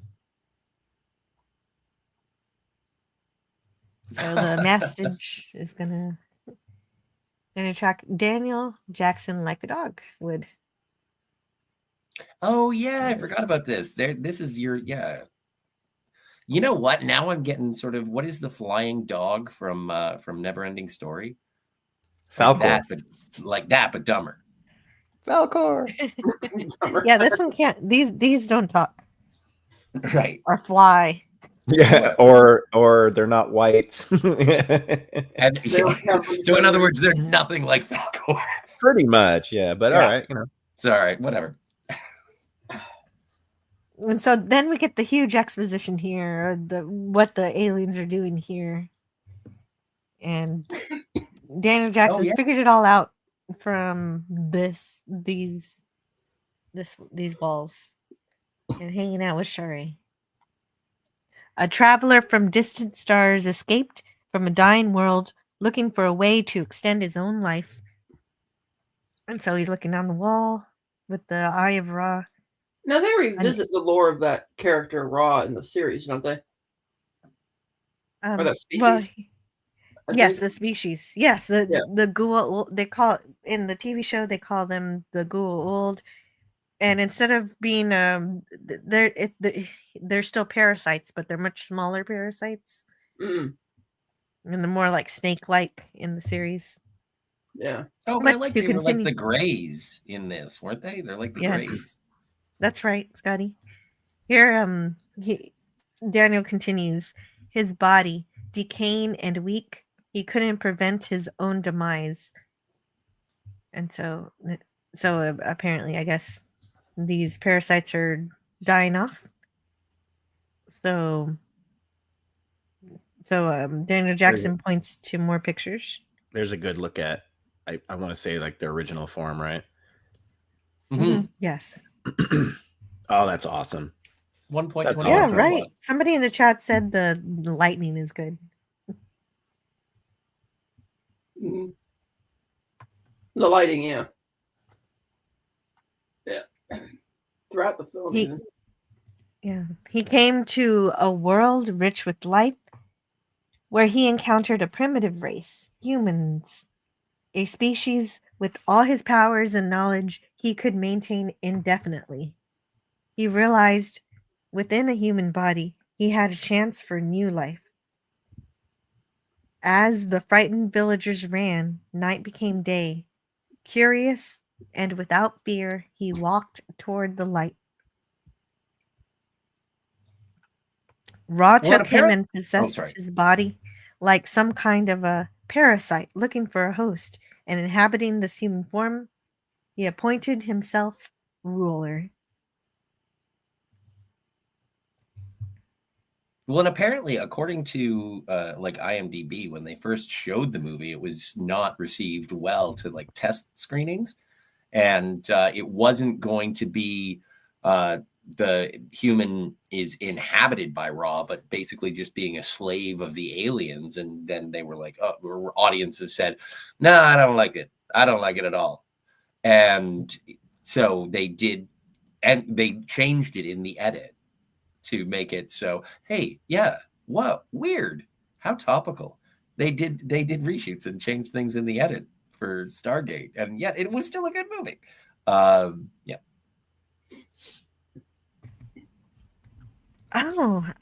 That's neat. Okay, so audiences didn't like just alien coming to take over. And that makes sense because it gives the aliens more of a reason to be doing what they're doing. Yeah. That they're trying to survive. This is something they have to do. Instead of just enslaving, they're actually inhabiting, which apparently it does that comes back up in the because they do like the eye flash and they lower the pitch of the voice. Again, this is according to IMDb. I know nothing of this film. Correct. No, you're right. But they introduced that here with the dubbing over of Raw. So that was the beginning of that. And in the TV series, they show how you could still be a symbiote, but not be like a Goa'uld. So they have a different. They're the same species, but there are certain Goa'uld who are not trying to be gods, and so they call them. What are they called? Torah. I forget what they're called exactly. The good. And everyone here calls me Vicky. Yeah. Well, anyway, they only inhabit hosts who want to be inhabited. The Torai. Yeah, the Torai. Like familiars for vampires. I get.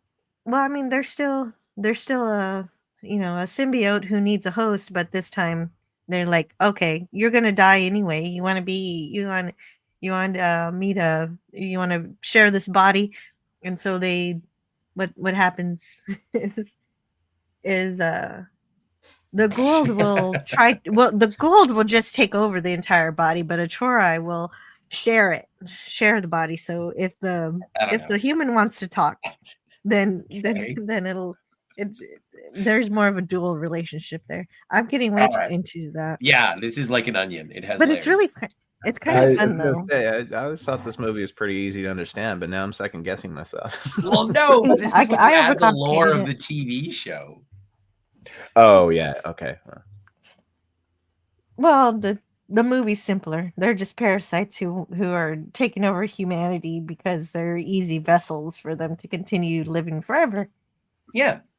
They're easy to repair, I think Ra says. He does. And there is that device. It's all just sarcophagus. The magical resurrection bed. Yeah. Yeah, the Lazarus pit. It's the sarcophagus. Oh, Anonymous says they are the Tok'ra. The Tok'ra. Yes.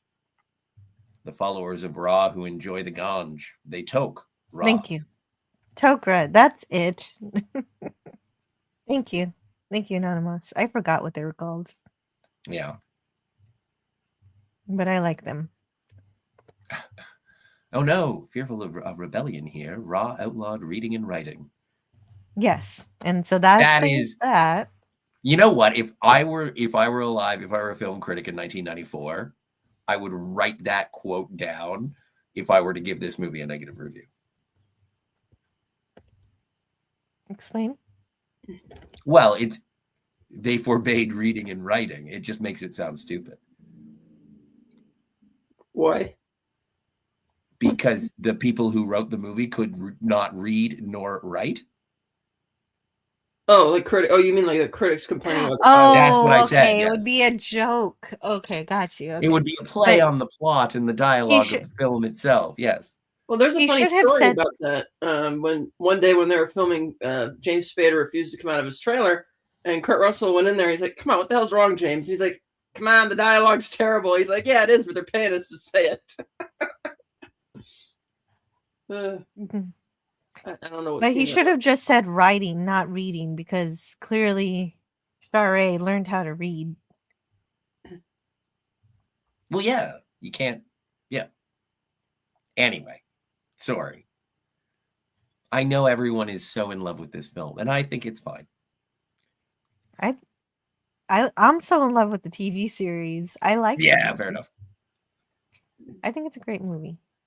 Hey, It's a great good. start. It's a very It's a great rewatchable. It's great foundation for the TV. Yes, it is rewatchable. It is very And I rewatchable. mean, it has good characters, moves at a good pace. It's not over Yep. long. Yeah. And again, the score really does carry you with it. Yep. Like what we were talking about laugh tracks the other night. This is a movie that tells you how to feel by the music. Oh, that's Well, amazing. it does what a lot of those old adventure movies used to do with their scores, which, you know, obviously John Williams is so good at, where it has its theme and it has its musical numbers for its epic shots, but it changes, like you said, based on like the romance portion. Like it'll switch on a dime when it gets romantic or when it gets scary. I mean, a lot of scores do that, but there was just this old fashioned way of doing that. Like in Indiana Jones, every character had their theme mixed in, and this one does that well. It's like kind of harkens back to that stuff. It's an adventure score. Yeah, you know Lovely. what? Right, and the music, it swells at just the right moments, and it just that Arnold, he really paid attention to I love how this. music affected the scenes. Well, they used them pretty much for the rest of their movies. I mean, I don't know about now because I don't watch their stuff, but he did Independence no, Day, there's no Godzilla. now. Yeah. Not yet. And I so love this. Daniel finds all the symbols except for the seventh one. Except for the one that's on screen right now. Yeah, except for the one that's on screen right now. But that's such a great. I love this, and this ominous sort of, again, the spaceship in the docking, I think is fantastic. You know what I kept coming back to though? I haven't seen The Fabelmans, but I've seen the David Lynch playing John Ford, and he's like, "Where's the horizon? If the horizon is at the top, it's interesting. If the horizon is at the bottom, it's interesting. If it's in the middle, fuck it." Yeah.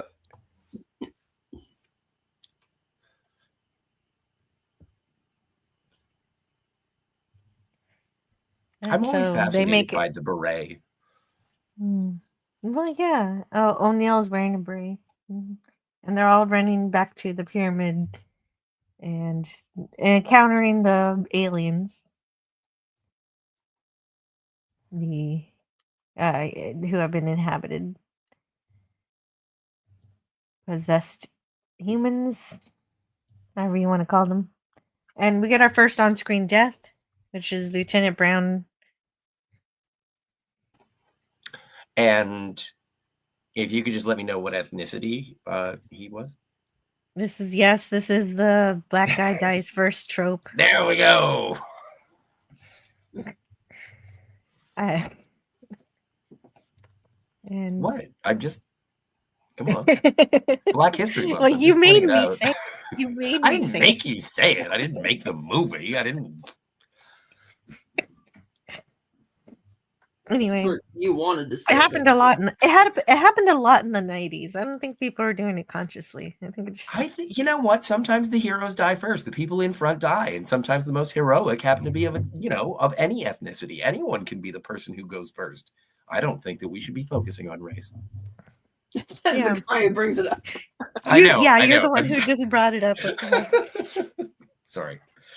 Oh man, I love this. This medication is great.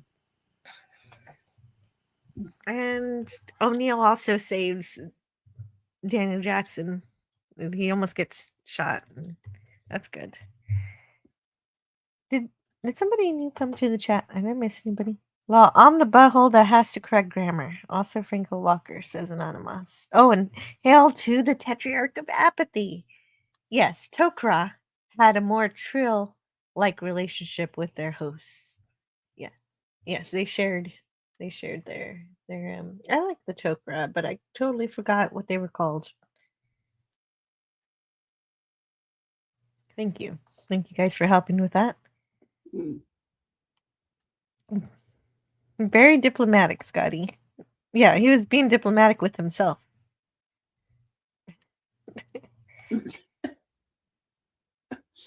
It looks like an aardvark to me. Oh, the meal they had earlier. Yeah, I've never eaten aardvark. Hmm.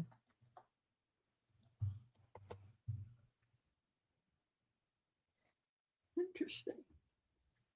Let's see. So O'Neill wants to use this bomb, but it's missing. It's gone. And so of course that means Ra's taking it, or Anubis is taking it. Somebody's taking it. And so then we cut back. So we see what that was for. This little ring system lets you transport or teleport from the pyramid to the ship. And not to get ahead, I'm not doing that, but that device is used to a really good effect in this movie that they never understood to use with the sling ring in Doctor Strange, except for one scene. Nice. If you guys know what I'm talking about, you could have just cut Thanos' arm off with the sling ring. But anyway, I digress. Right. Oh, that's a good idea. Too bad the makers of that movie didn't watch Stargate.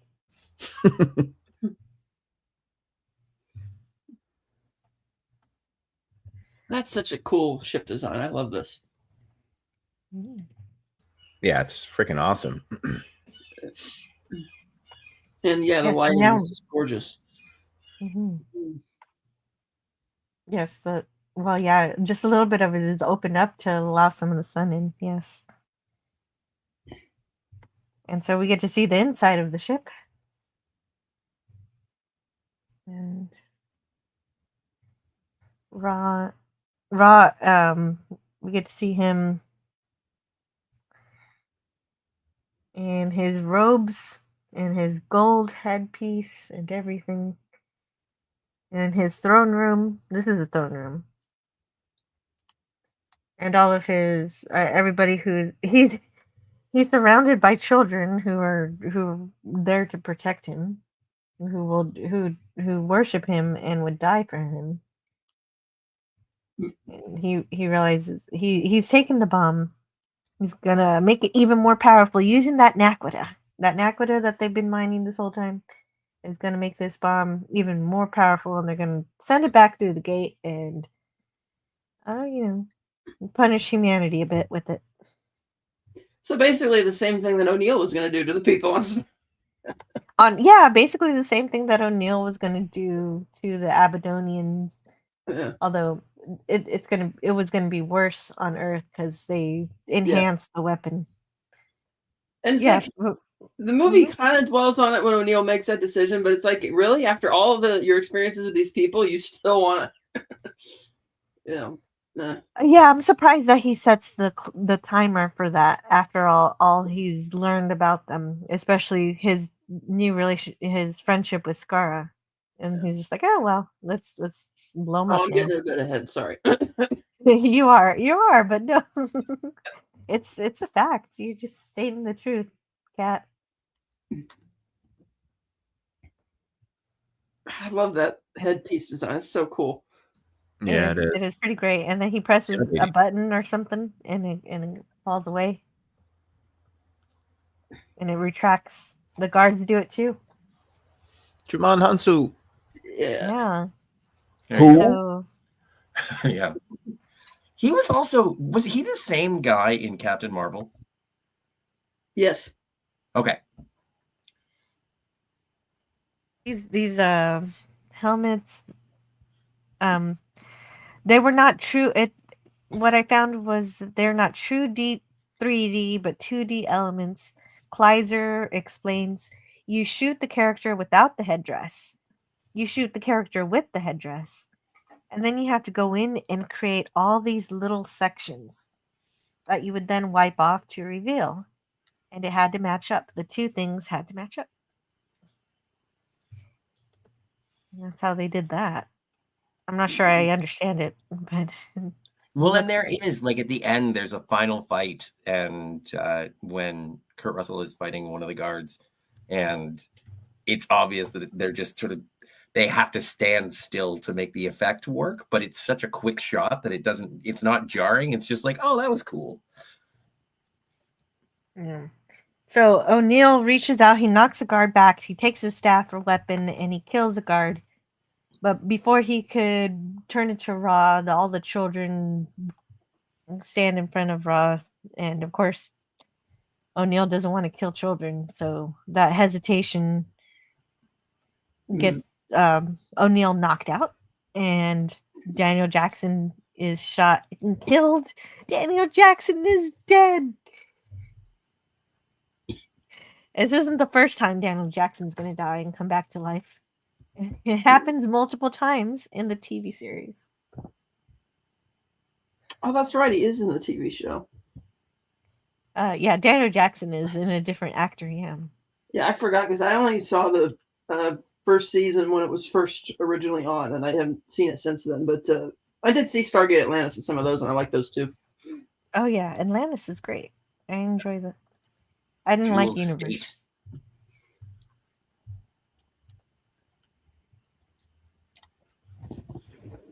She's shiny. Apparently, this costuming was very, very upsetting for Jay Davidson. Oh, really? What did you find out? Well, I found out that on the last day of shooting, on his last shot, when they yelled cut, with no humility or no shame whatsoever, he just tore off everything he was wearing. He's just like, I'm fucking done with this. Oh, wow. Yeah. So, yeah, O'Neill's thrown into the water, and he sees his friends, Kowalski, Freeman, Ferretti are still alive. And the one and only John Dale. Yeah, right? What's your favorite John Dale? Oh, man, I got to go with Vacation. He's so funny in his couple scenes in Vacation. Oh, yeah, I forgot he was in Vacation. Yeah, and the kids find all the guns, and they're like, we're going to help. And then the little spaceships come out, the little gliders, the death gliders come out of the... I don't know if anybody played Wing Commander, but these look like the Kilrathi gliders from the video game Wing Commander. Anyway, moving on. And Sharae, because of Skara knows, Sharae thinks Daniel's died because he has died. Yeah. And Kasuf is regretting everything. He says, son, we should not have helped the strangers. This scene always did stick with me as a kid. Like, oh, that was really, traumatizing. See all these people get gunned down. Because, like, yeah, it's like lasers and stuff, but these people, and it's like they're all getting massacred wholesale. And to see his father's reaction is so palpable. So, really good. Yeah, it's indiscriminate. I think that's the only shot in the entire movie that I was like, oh, that's all right. Is the one where it shows their village and the smoke rising, but it looks so, I don't know, homogenous. It's like, oh, there's one there, one there, one there, one there. I remember this was this. Sorry, Scotty. No, you're good. This was the scene to me that kind of revealed they use these. Well, they don't just use them. They have, this technology, but they use those as like a display of power, because for a while you're wondering, like, why do they have such a hold over this village? Like, there just seems to be a few of them, and then you see these, and it's like, okay, so, and the whole village probably thinks these are like mythical creatures or something flying in the air. But, right, like some kind of birds that are. It's a God Ra. His wrath is. It's his wrath. Yeah, that's what I was looking for. Let me throw my daughter at one of them. Maybe they won't kill us. Well, and during the bombardment, Kasuf is trying to beseech them, but that doesn't help. And so anyway, yeah, that's sad. We lost some villagers. But I like how this, like, again, and we've spoken about it many, many times in terms of setup and payoff, it is great that the guy from Mr. Deeds is upset, and he says we shouldn't have helped them. And then when Dr. Jackson comes back and he's like, take a look at your god, and then he presses the button and things retract, and it's like, oh, that's just a man in a helmet. Yeah, and that changes everything. He'd never seen that happen. He'd never seen them retract their helmet, and then he just sees, well, they're human just like me. Mm-hmm. The facade is over. Yeah. Well, and also because like when they do the flashback thing, talking about burying the Stargate in the first place, it's not like you can't overwhelm these people. It's just that the population will be punished if you do. Like for every one guard that is killed, like hundreds of the slaves will die. And I like the world building in this I think it's great. I think this is a wicked cool episode of the Twilight Zone. Well, and that only works if the people worship them and fear them. But then when they realize they're mortal, just like they are, and they rise up, then there's a shift in that power dynamic. Which are you not of the body? Daniel wakes up from the sarcophagus and he realizes he's not dead.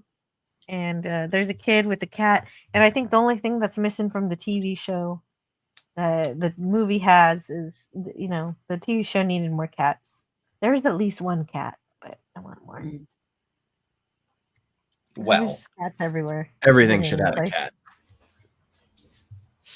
Present.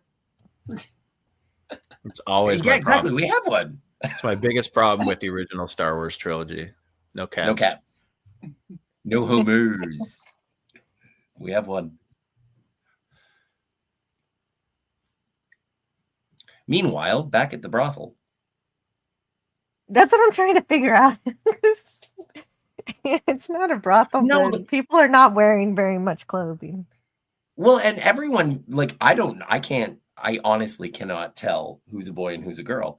But the thing is that this kind of reminds me of that scene in Dune 2 where there's just a bunch of people in a room and then Elvis kills them. Oh, yeah. Like it's just sort of like a harem of mammals or whatever. It's just like you are my subjects and I can do what I wish to do with you. I think the way you put it, the way these characters are portrayed is why Jay Davidson probably wanted to rip off that costume. Because he's like, look, I know you picked me for my looks.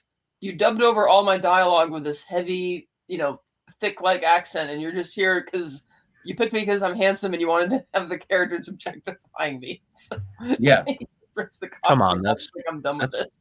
That's Pauly Shore right there. That is so Pauly He's still, he is. He's a pretty Pauly Shore. But also, let's give credit where credit is due. He's better than Eddie Redmayne in Jupiter Ascending. Did not see that. Gary Ambrosia. Somebody said earlier that Jay Davidson was happy that his lines got dubbed over. But Kat's making it sound like maybe he wasn't. No, I mean, like, they're not letting. It's not so much. He's like almost miming the performance, right? Because it's like it's the costume, and you pick me because, like, to Scott's point, everybody in his little quarter is androgynous in appearance. It's like it's just it's a style design, definitely. Yeah, it was definitely intentional. It is kind of a definition of typecasting because he was nominated for the Oscar for playing a gender fluid individual. And so I can totally see how it's like, if this is what's going to happen, then I don't want to play. If this is what you're going to make me do all the time, I don't want to wear your stupid costumes to be sort of girly boy. Well, actually, he rejected the role until he was like, "Oh, I don't want to act anymore," and then he was given $1 million, and then he was like, "Okay, I'll do it." So, just like James Spader said earlier, if there's the money, you do the job, and he did. And I want to thank Gary Ambrosia for the $4.99 super chat. Thank you so much. Hail Anti-Derivative Jill and friends. Yeah, you know, to walk around and look pretty and be in a cool movie and only really have to be in the last third of it, I think $1 million works. Yeah, I mean, sure. if he hated the costume, that's fine. He waited until the job was done and then he threw it off, and that's fine. Like, and Yes. then when on the last day of filming, he threw off his costume and said, "You're not my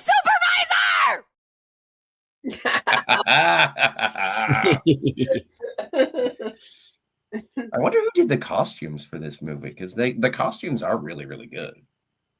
Are. And Gary Ambrosia says, "How are you guys? I'm driving right now and I can't chat. But I wanted to stop by and say hello to everyone. Have a good show." Thanks, man.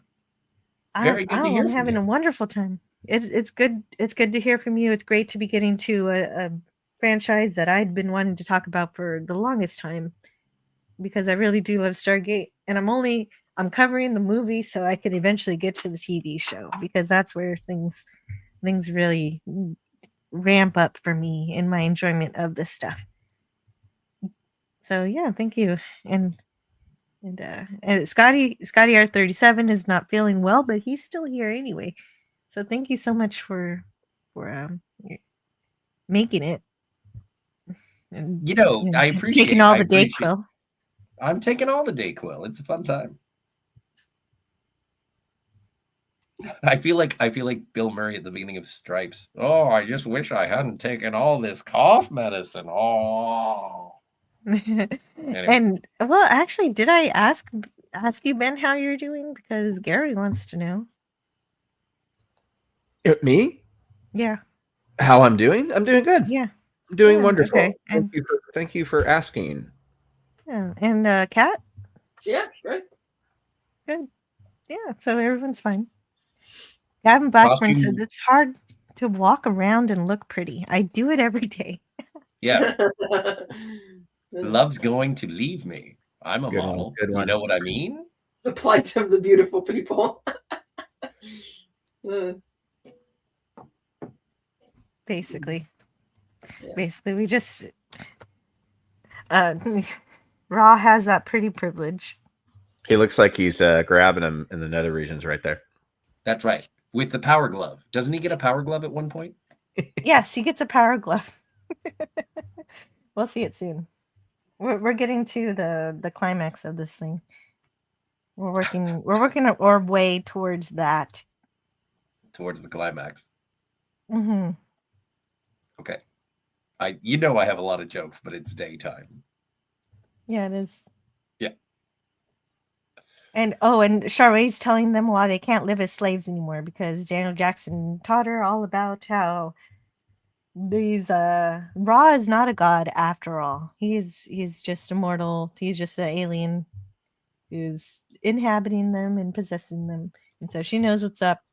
And so now the kids are all gonna, the kids, I say kids, but they're teenagers, are on the side of the Stargate team. Can we watch this with like X-Men Age of Apocalypse? Is it I Apocalypse? kind of just, honestly, if I could, I'd just grab the movie and start playing it, because the last 20 minutes is the best part of this movie. Yes. It's just so fun. It's a great, it's another one of those harkening back to those fun sci-fi adventure movies where there's 2 or 3 different battles going on and the editing cuts from one to the next. Like there's some hand-to-hand fighting. There's the big group of people outside and the big battle. I love that kind of stuff. Yeah, you're right. The last 20 minutes of this movie are just awesome. Yeah. It is epic. Yes. Yes. So, and then we get the lighter that's coming back. It's a good thing that Colonel O'Neill gave Skara this lighter, because then he can get their attention and say, "Hey, we've got some guns here. We're ready for anything that's going to go on here." And I love that too when O'Neill sees him and then he opens his coat. Yes, Yeah. great. Yeah, it is great. And so Daniel Jackson's supposed to be executing his friends. Obviously, he's not going to do that. This is where that first confrontation happens, and you're going to see just in the This is that slides thing that he kept pointing at me, so I'm assuming it is a weapon.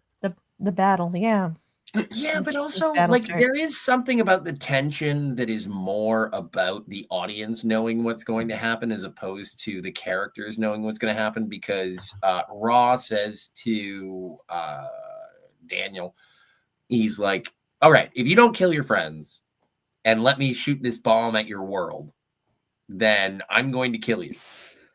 And then I'm like thinking like Spock in Unification Part 2, and it's like, well, it stands to reason that you're going to kill me no matter what, so I won't do it. And so this strains my credulity a little bit. And then when he walks out, and then we get the lighter in the eyes, What strains your credulity in particular? in the fact that it doesn't matter what I do, you're going to kill me no matter what. Well, and that's Right? even more of a reason to not do At what he least- says.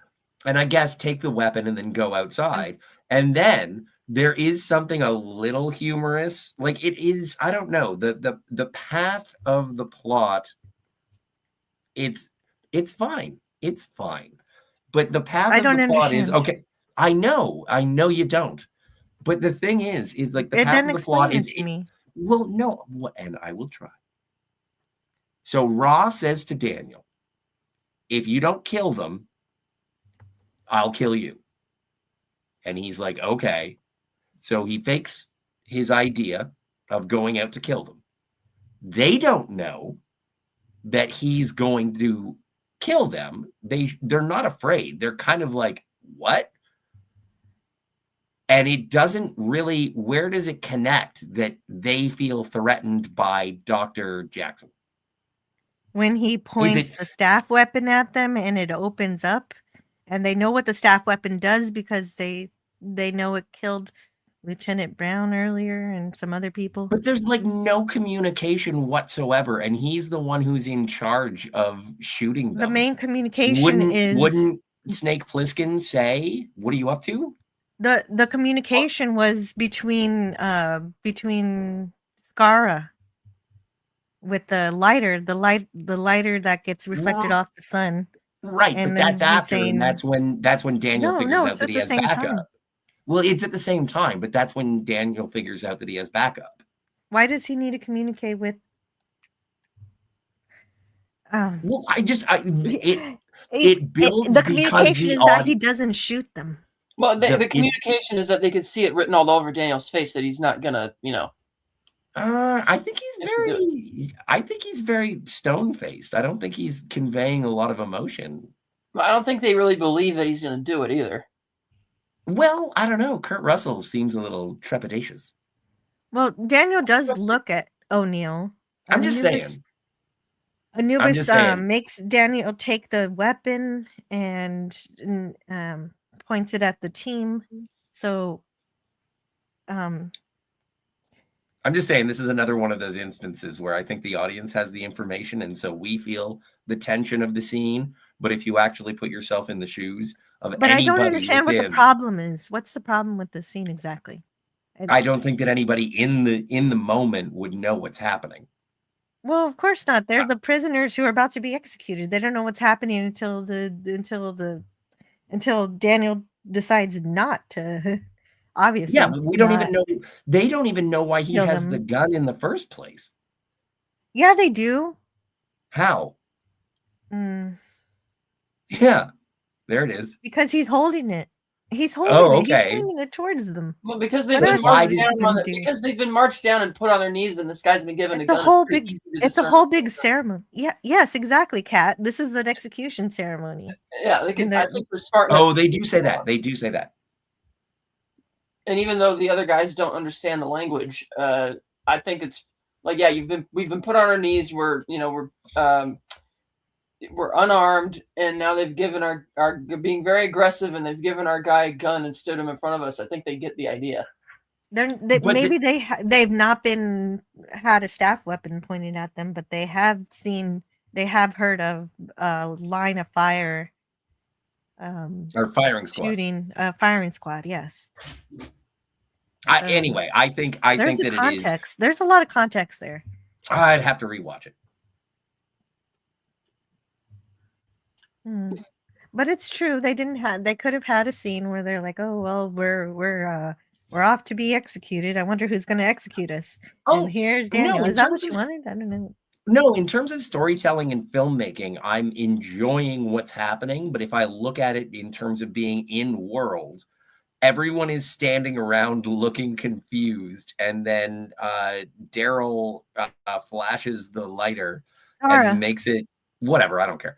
And he makes it so it's like, look at me. And then everyone's like, look, we're children with guns. And then yay. And so that's part of the great part of the story, is that the Aberdonians take ownership of their world and they decide to defend themselves with the weapons that the Earthlings brought. Well, and that's also something that is brought up by Flabowski. He says, he's like, oh, these are kids that'll join our revolution. And then Snake Plissken's like, no, but I don't like that. And it's like, why? Why don't you like Colonel it? O'Neill does not like that. He doesn't like it because his son hurt himself. He killed himself, not hurt himself. Died. Yeah. Died because of a weapon. So seeing kids with the guns, not a thing he wants to see. Even if these kids are teenagers, almost adults, they may as well be babies, as far as he's concerned. You know how to pronounce it. I pronounce it the way I pronounce it. And I pronounce it the way babies. And I said say babies. Yes.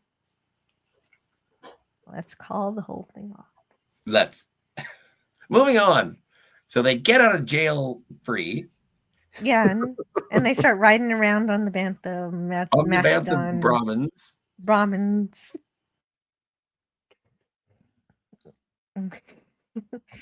Oh, where is that? Okay, yeah, and there's a lot of death. There's a lot of shooting. Because everybody's taking they're part of the battle, and it's like any war. It's like any kind of. It's not pretty. We don't even get to know exactly who dies or how many die, but the kids are the teenagers. The cannon fodder die, and only the quote unquote slow brother blows up. Yeah. Mm-hmm. Oh right, yeah, that Peter is sad. Dinklage.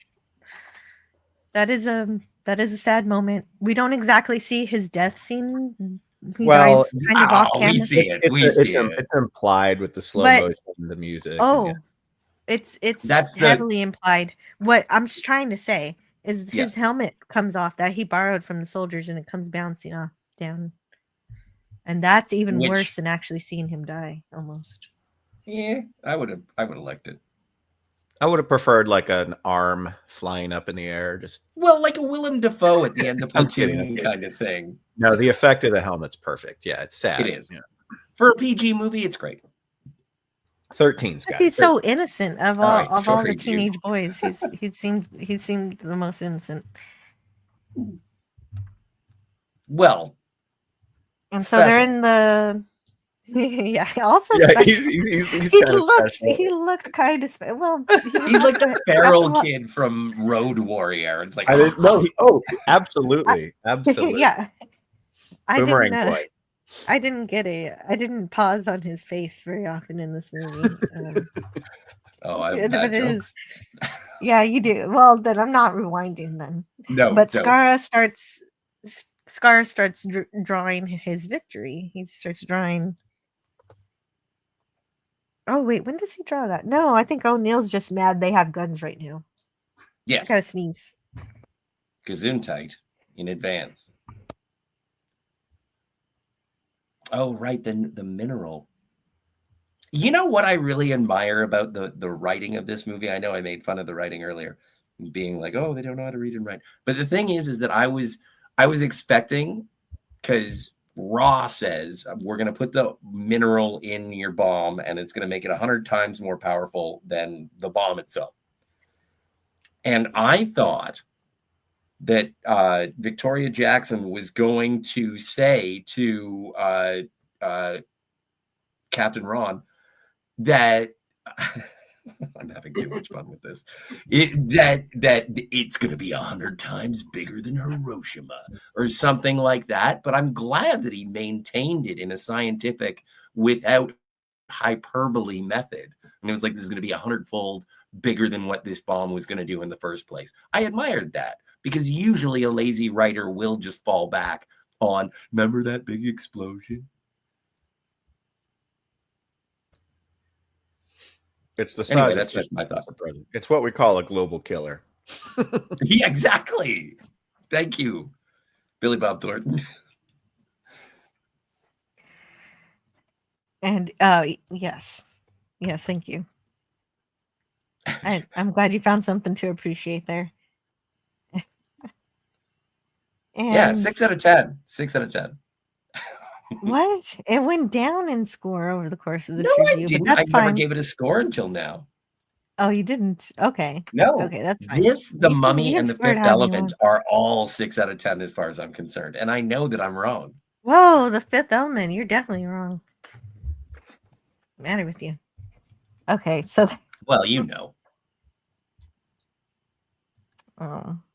people, if people like things too much, you don't like it. Exactly. I like things that people hate, and I hate things that people like. You know me. I figured that out over time. Oh, where are we in this movie? Near the We're end, I almost there. hope. We No, are. I'm kidding.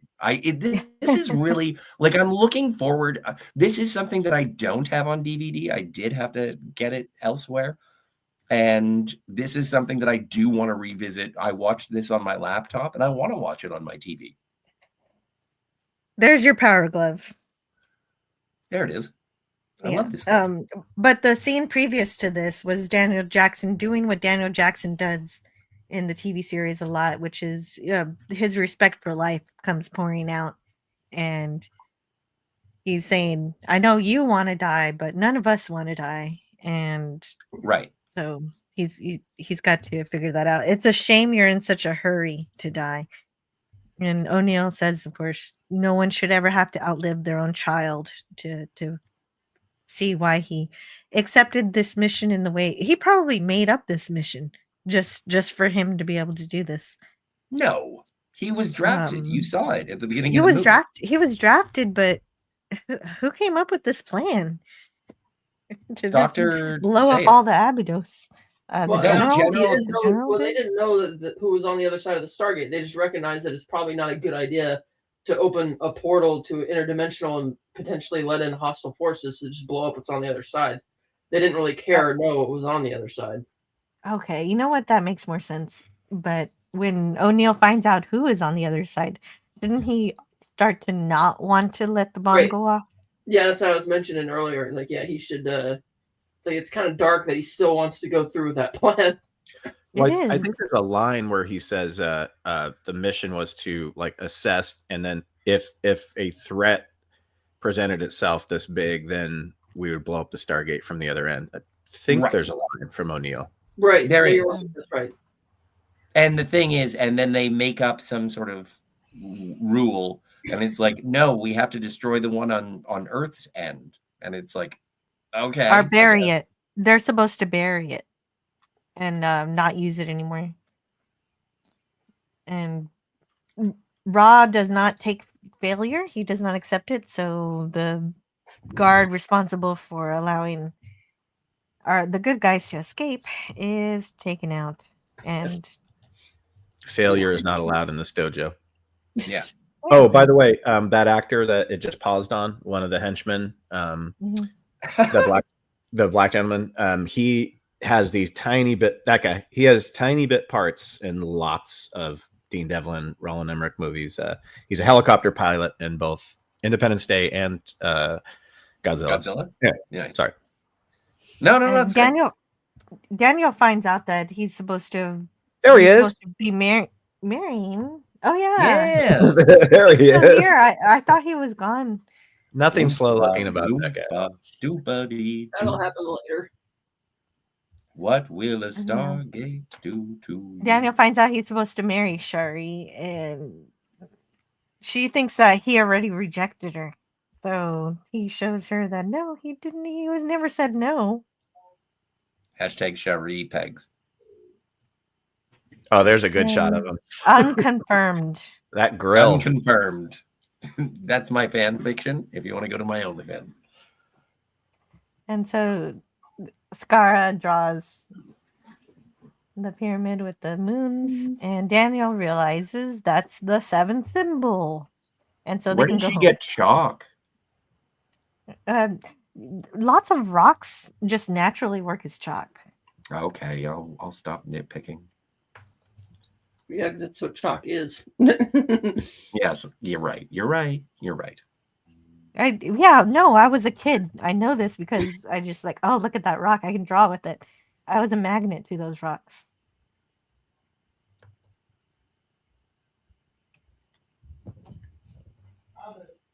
And what are we doing now? We're going oh, right. They All fight. the people They are fight. pretending. They Yeah, fight, they they fight, fight. they They fight. fight. They fight. They fight. More fighting. Yeah. So Fight, this guard realizes that he's in trouble now. The people have turned. Yes. And so the teenagers take him out, and everybody else is actually kind of upset because the kids just took out the god. Mhm. And Daniel says, take a good look. Take a look at your gods. Yeah, I And, love this. you just see a human. Puny god. Not a god at all. And that's yeah. That's Amistad. Hmm. The name of the boat, not the character, but he is from Amistad. He was nominated for an Oscar. So. All right. Meanwhile, the caravan is approaching.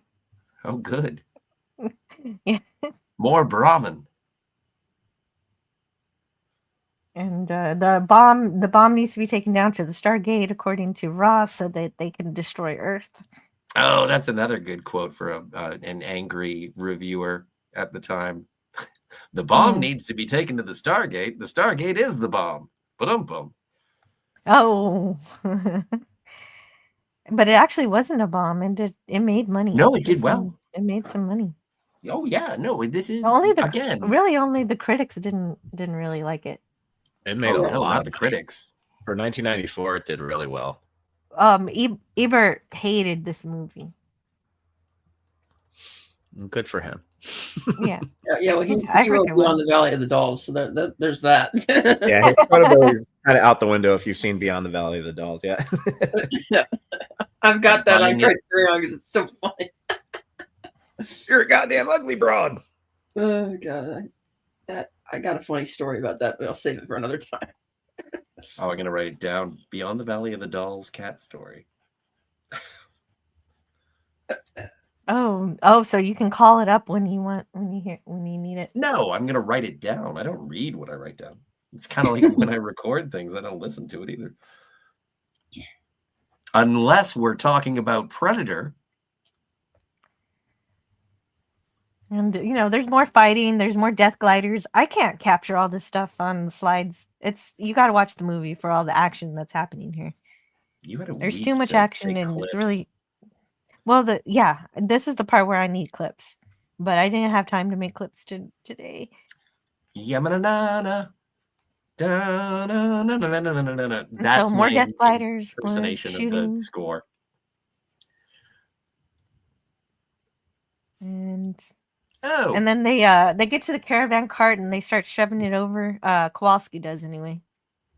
And Ferretti and the boys are helping. And they're watching. The battle continues. And Ra is upset. Ra doesn't like the way this battle is turning because the people are fighting against him. The people who are supposed to be worshiping him. The people who are supposed to be worshiping him are fighting against him. About 40 minutes total. Okay, 20 to 30 minutes. Outcast Creative was wondering if there's room for one more. Oh, absolutely. I think you do. You have? Oh, wait, that's right. He doesn't have the link. I'll send it. I'll send it to him. I can do that. You can? Okay, thank you. Pretty That sure. way, because I'm losing momentum. Because Don't do this that. is Don't do that. well, it's difficult. How do you Keep describe going. this? Stop This is losing the momentum. this is the most fun part, but I can't explain it properly because it's an action scene. And Oh, I think the audience so understand. go ahead. The audience will understand. Yeah, they get that. Yeah, action packed and all that. Guns ablazing, people running, explosions happening, Yeah. one And liners like say hello to King Tut, a hole. oh, that's a good one. That's a good one. Say hello to King Tut. That's coming up. That's coming up. And so O'Neill arms the bomb. I don't know why he does this. I still this if there's a big nitpick, it's that one. It's like after all this, he shouldn't do that, but he did. Yeah. And Shari tries to defend Daniel, and she gets killed. Well, I think he arms the bomb because it doesn't he think since the bomb has been enhanced that at least it'll take out Raw too. I suppose so. I suppose that's the Like he's main thing making is this that like, he's he knows trying he's to. gonna, yeah, because he knows he's going to kill everybody. But given what Raw has demonstrated his power and his desires to go to Earth and destroy everything, it's like, well, I gotta save Earth, even though it's going to come at the cost of my friends. I like that idea. I thought about that too. Is that he wanted to set off the bomb to save Earth, and that works. That does work. Yeah, You should be good, Lance. Because he doesn't seem super depressed as much in this scene, like at the campfire scene where Daniel's like, just because you want to die doesn't mean the rest of us do. Like he seemed really almost changed. Like he had a lot more, zip in his steps, so to speak. Mm-hmm.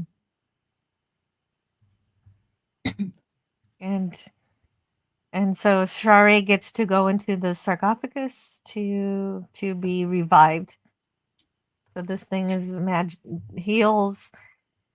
These aliens just know how to repair the human body. It's like Play-Doh to them. It's like ABC blocks. It's easy. It's easy for them to repair damages to the human body, which comes back with the Tok'ra, the good version of the Gould, where they save people who are about to die or cancer or something, and so they just share the body there. I do like the symbolism that they're being reborn in a sarcophagus, because that's kind of what the Egyptians themselves believed. That you're going on to spirits going on to the afterlife and reconvening. Yeah, speaking of somebody said X-Men Apocalypse, you kind of get a scene like that where they lay someone on the bed and they put them in sort of a very similar. Mm-hmm. And so we get the action scene here with O'Neill fighting Anubis, and that's fun. And we get Ra's ship, and this is where Skara's friend or brother, I'm not sure, is taken out. You got left behind, unfortunately, and that's too bad. Yeah, that was sad. And here's I like that outfit that he's wearing. That's great. Yeah, it is. That's where his modeling really shines. You can do that. And so Skara and Ferretti, they're continuing the battle. And Roz will end up looking at the battle too. And Kowalski grabs Skara, covers him with his body as the death glider flies overhead. And more boys are hit. And Skara, and Shari, beautiful Shari is back to life. So they go back through the ring. What are they called? The ring teleporter? The Ring Stargate. transporter? No, it's not the Stargate. It's I don't Well, know. I just wanted to let Outcast Creative, it's in your X. Just so you know. Oh, okay. Yeah. Okay, you did say you were going to send it. And there's the bomb. It's at 2 minutes.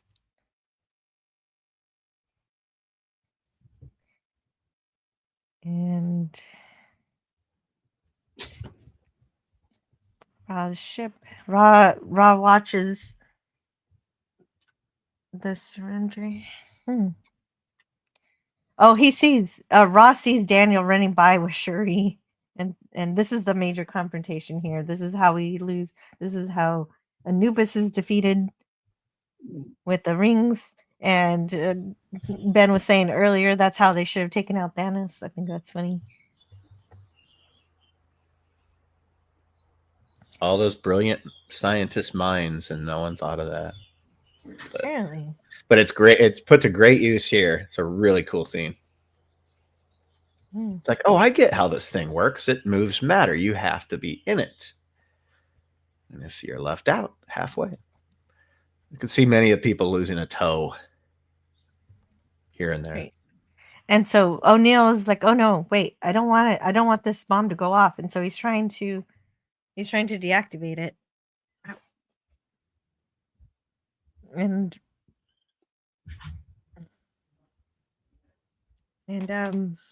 oh yeah, this is where the surrender is starting to happen. But then Kasuf and the rest of the people. I love this too, Kat. Please continue. Yeah, this is my favorite moment in the movie when he finally stands up against them. Yes. Yeah, it's definitely the scene that gives you the chills. You're like, yeah, it's like a cheer scene for sure. Mm-hmm. And I love that they do all this for real with all the other extra. Like today, if you do that, they would just do a bunch of CGI copies of people to make it look bigger. It's like, no, we're gonna do this as a proper epic. Yeah, and they do it all in just beautiful daylight, and yeah, I mean, there's no secrets hidden there. It's all just like, we got all these people, we got this sprawling set, and it's just so well done. It's so well done because he refused to help earlier, and now that he's learned what's really going on, he's led everybody to turn the tide of the battle at just the right moment. And so, seeing this, Ra decides, okay, my guards are dead. Let's get out of here. And we die. Let's get out of here. Woo! And Daniel has the bright idea to send the weapon to Ra's ship as he's trying to escape. And I like that him and O'Neill had that idea at the same time.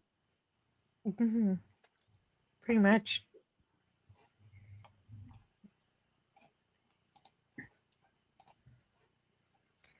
And yeah, so at just 6 seconds, he doesn't really have much of a chance to think about it. It's over for Ra. Ra is no longer the sun god, or he was never the sun god, but he fancied himself the sun god, didn't he? I think they just called him that. Yeah, well, he adopted that name. Yeah, he exploited their belief because these people originally came from ancient Egypt, and he exploited their beliefs. Exactly. Mm-hmm. Or created them. Your choice. That's true. And you get to see Ra kind of turning back into original form. Yes. Moment. Yeah, he's kind of like an X-ray scene. And everybody cheers. Ra's defeated. And everybody's happy. and there was much rejoicing. Much rejoicing, saluting. And Danielle and Sharae are in love. Mm-hmm. And then the village has a big civil war for who's going to run it now. Well, and wait, did we see Praxis? Yes, we saw Praxis. You need to see Praxis. Yeah, just show me Praxis one more time. Okay. Bunch of Star Trek cucks. You won't even acknowledge this. It's just a ripoff of Praxis. How dare they take my Praxis and use it in this film? They think I wouldn't notice? At which point, you say, calm down, Scott. They used the same exploding Klingon bird of prey in both Star Trek VI and Star Trek Generations. And I say, shut up, you. And they changed the colors too. The colors are slightly different. They changed the colors. Delightful.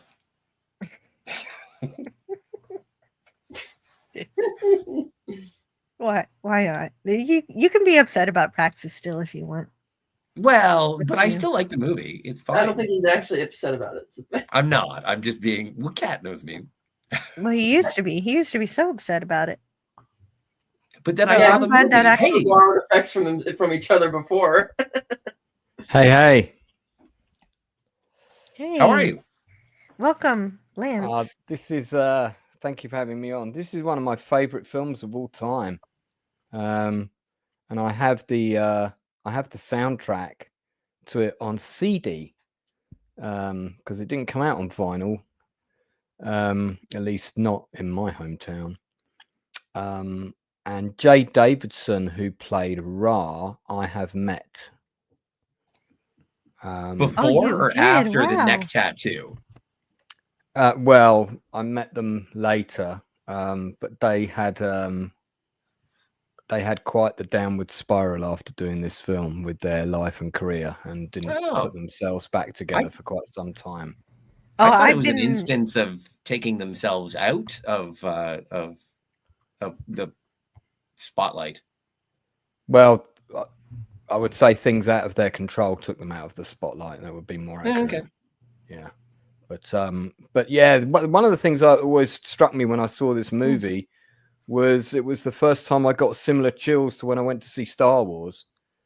And then their next movie, which was Independence Day, totally took me back to Star Wars, totally took me back to that, wow, I'm seeing spectacle that I haven't seen before. But this was like the hors d'oeuvre, this movie. I could tell there was a good team behind this film, and they did a movie before this called, I think it was called Moon 44. Well, they did Universal Soldier. I don't think that was quite all the same guys, though. That wasn't the same duo, was it? Was it the same duo that wrote and directed Stargate?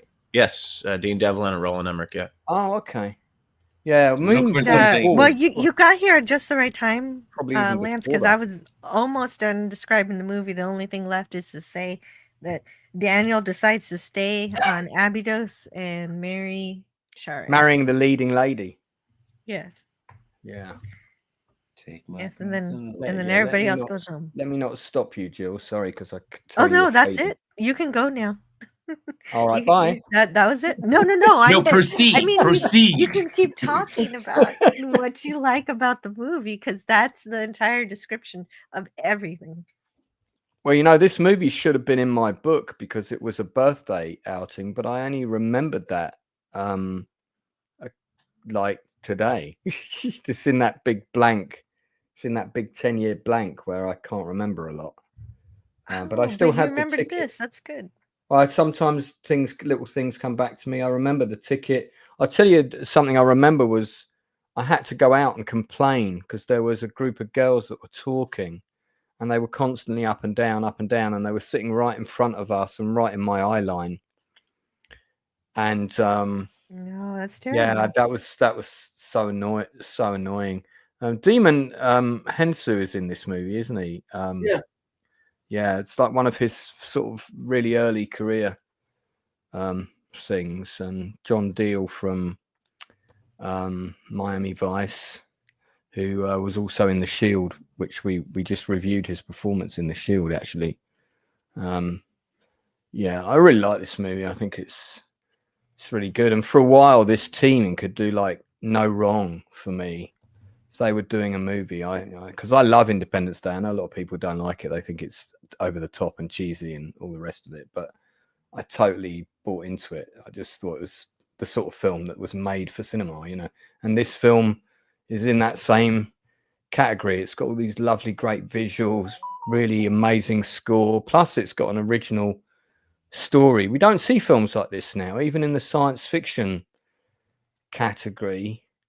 Don't see this kind of movie very often. So, you know, and of course it spawned this massive franchise, but I've always liked the original movie the best. I think the combination of Kurt Russell and James Spader was kind of, you know, as a protagonist antagonist match was a really good match. My favorite line in the movie is Russell's got a line where he say something and kill anything that comes down that ramp as he runs down. Just a great moment in the movie. Yeah, I mean, this is a 9 out of 10 film for me, for sure. Really do rate it. I really enjoy this movie, but I actually like. I'm a little different. I like the TV show more, and so I I never sort of. I only saw like bits of the TV show. What I saw of it was very good, but I needed to kind of commit and sit down and watch the whole thing properly. You know, that's true. I'd recommend at least 5 seasons. I think it's funny that because Daniel stays behind the sort of unacknowledged joke that you're really going to trust O'Neill to translate all this information back to people of Earth, because he's not exactly, you know, he doesn't really did he give him anything like a book or anything to take back with him? I don't think so, but I don't know. I don't know. Yeah, there's so much if anything, that information needs to be given to the other archaeologists that it was working at the base. Oh, Classic Comics is here. Hello, Classic Comics. Hey, Classic. They did it in A New Hope Enhanced Edition, says Anonymous. It's funny. I totally forgot these guys did Universal Soldier, and their first film before that is like it's Moon 44. Is that with Walter Koenig and Bruce Campbell?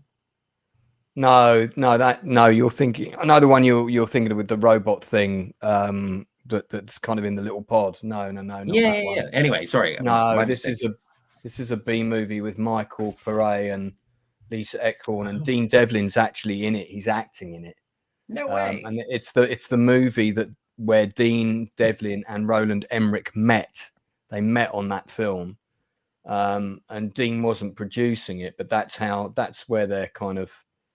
It's the first time they collaborated, and I think Devlin sort of ended up doing loads of things behind the scenes to help Emmerich get the movie over the line because the movie ran out of money, and he was really impressed. He was like, oh, this cast guy knows his shit. So that was how they ended up teaming up. Gavin got it. Universal Soldier, and then after that, this.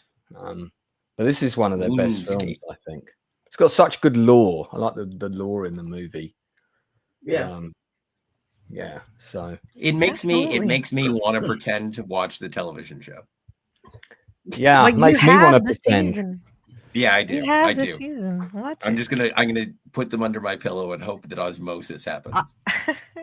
Has that ever worked before? Yes, once.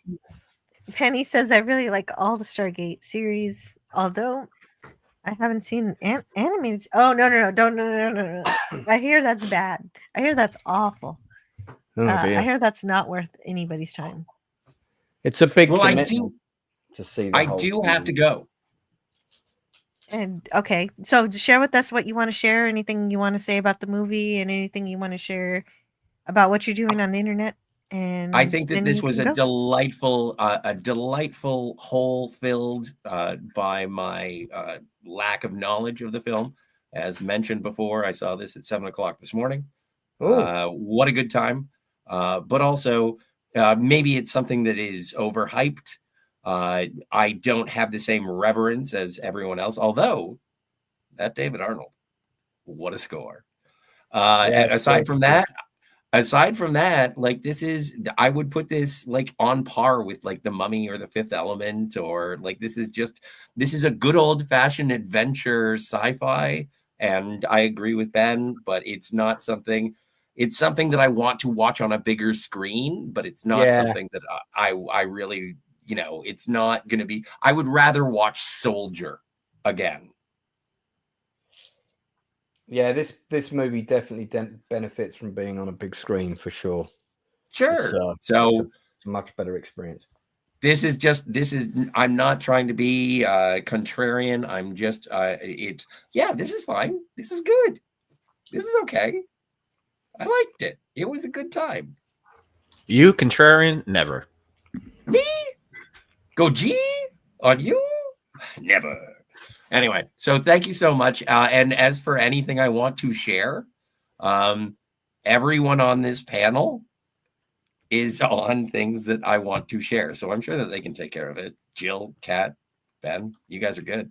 You can talk about whatever, and I'll be there. Less cold medication next time, I promise. Well, that was a rousing endorsement. I'll see you guys in the future. Later, man. Sorry, I had a mouthful of orange, so I was being quiet. I was about to tell him, don't turn that into a Burnett goodbye.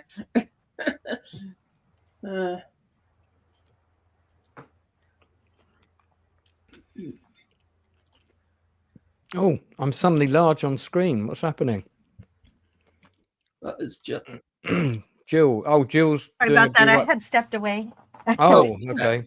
So I had thought Scotty might go on a little longer, and I needed a moment. And that's so, and so, thank you, Scotty R37, for hanging out today and watching Stargate and giving us your opinions about it and how you feel about it.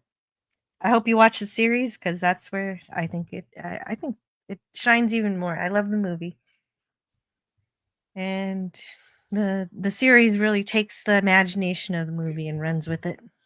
Mm-hmm. It's a lot of fun. And we had everybody saying goodbye to Scotty. Take care, Scotty. Bye, Scotty. Tubi is free. And John Burns also agrees. I like the Stargate TV show. I met the actress who plays Samantha Carter. Yeah, that's great. Amanda Tapping. I love her. She's wonderful. And Tubi just crashed my PC, says Franco Walker. Oh no. I know. Oh no. That's terrible. Rather unfortunate. Oh no. Yeah. I've never seen the animated series Stargate Infinity, but I hear it was bad. But it Universe was bad. I saw Universe. It wasn't that good. There's little bits of it that were sort of okay. It wasn't offensive or anything. It just wasn't fun. So they missed the fun part on that one. The wonder and adventure are integral to Stargate, and it comes from the movie. And Universe kind of sapped it of that joy. And the oldest gamer, the oldest gamer also agrees. The television series over the movie too. Very cool. And yes, and the oldest gamer reminds me, if you don't know, Trev Retro is one of my channel friends, and he's going to have a show in like an hour and a half from now. Your tap comment of Amanda Tapping is pushing the line, says that Franco. Oh, Franco Walker. Yeah, okay. I don't have to read Franco Walker's comment. You can understand what Franco Walker said based on my having read John Burns' comment about Franco Walker's comment. That's funny. Yeah, she's wonderful. She's a great character too. And let's see the comments. I know I had a few of them that were starred that I didn't read earlier. What do you think it felt like when the nuclear bomb blew up in Ra's face and the Nakoda enhanced the explosion, says Daniel's Hot Topics? I don't think he felt anything. It was beyond instantaneous. I'd go with that. That makes sense. And then the destruction of Praxis happened and he was gone.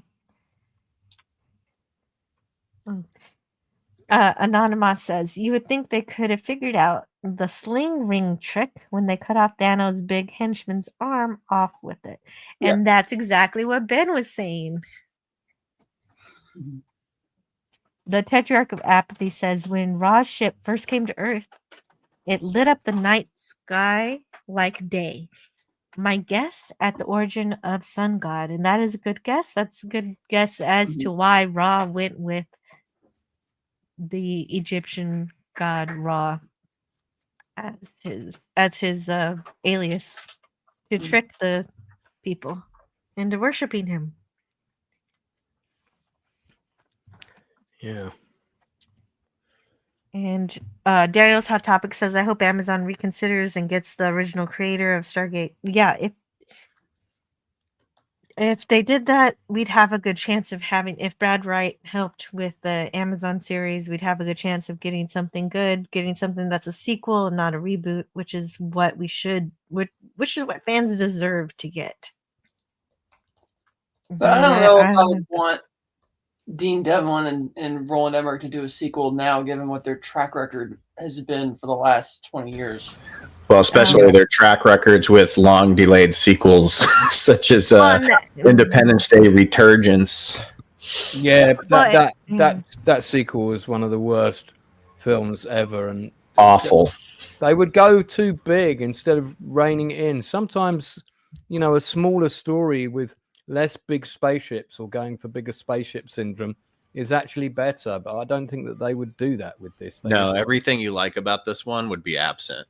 Well, I mean, but their dialogue, like some critics complained about the dialogue at Stargate when it came out. That's like, this dialogue is gold compared to what they have in like 2012 or Independence Day Resurgence and, the cheese factor and Moonfall and stuff like that. And it's like, yeah, maybe it'd be better if they found somebody else to write and direct it. Somebody who loves it, though, would be nice. Movie wise, you're all correct, but basically, I was talking about the TV show. I think I think they're gonna redo. They're gonna I don't know if they're gonna do movies or the TV series. I don't know how they're rebooting it, but I don't want a reboot. I want a continuation of the TV series plot, right? Which is would be optimal for me. And Brad Wright had an idea already, and they seem to be rejecting his ideas. I don't know why. But Jason Love thinks Shara is so hot. Yes, she's beautiful. Yeah, Jason Love is correct. Yeah. Jason Love is correct. Jill, I got to take my leave. Yes, and so do I, actually. I've got to go pick up my children. It's so let's get started with you. Okay, well, I wanted to first and foremost thank you for the invite. This is, a movie I've always wanted to talk about, so I'm glad I had the stage to talk about it here. I love this movie. It came out when I was at a ripe age of 16, and me and my friends were in video production classes, making our own little films and writing. And this movie just contributed to our imaginations and wanting to keep doing stuff like that. So I thank it for that. Sorry, there's like a gardener in the back. I think it's great. I think it's still one of my favorite James Spader performances because it's just so against what he normally does. He's so quirky and funny in this and kind of steals the movie. But yeah, it's a great movie. I haven't caught up on any of the TV shows minus the season 1 of SG-1, which I did enjoy as a sequel to this. But it's a great movie. It's very near and dear to my heart. I didn't like much from Dean Devlin and Roland Emmerich after this, but I'll always have this. And David Arnold, just an amazing composer, brilliant score, like I've already said. But thank you, and check us out. Check out my show, Cinema Gulp, here on YouTube. Scotty and I and John we're doing 3 different parts of our Predator series revisited. Part 1 is out now. We're going in chronological order from the movies. So we did Prey and Predator. So that's out now if you want to check it out. And then we're going to get part 2 and 3 done in the next few weeks. But yeah, check those out and appreciate your time. Please sub to us. We need them. Subscribe to Cinema Gulp. Why haven't you already? Right. Gosh dang it. Some of my subscribers have not subscribed to Ben. They need to. Oh, that's it. Yeah. But anyway, thank you again, and good to talk to everybody. And yeah, Jill, wonderful, wonderful. Great. Everybody have a great great. to have you. I'm so glad you joined us for this. Oh, one. me too. Your I love that. perspective was fun and interesting. I liked when you said we're talking about how soldiers are not supposed to be pointing guns at people. He does it a lot in this one. Yeah, when you go back and watch it, you'll be like, yeah, Kurt Russell's always pointing his gun at somebody, even if it's kids. But thanks again, everybody, and have a great rest of your day. Yeah, nice to meet you. Nice meeting you too, sir. See you, Ben. Mm-hmm. And it looks like Lance from the Outcast Creative is next up.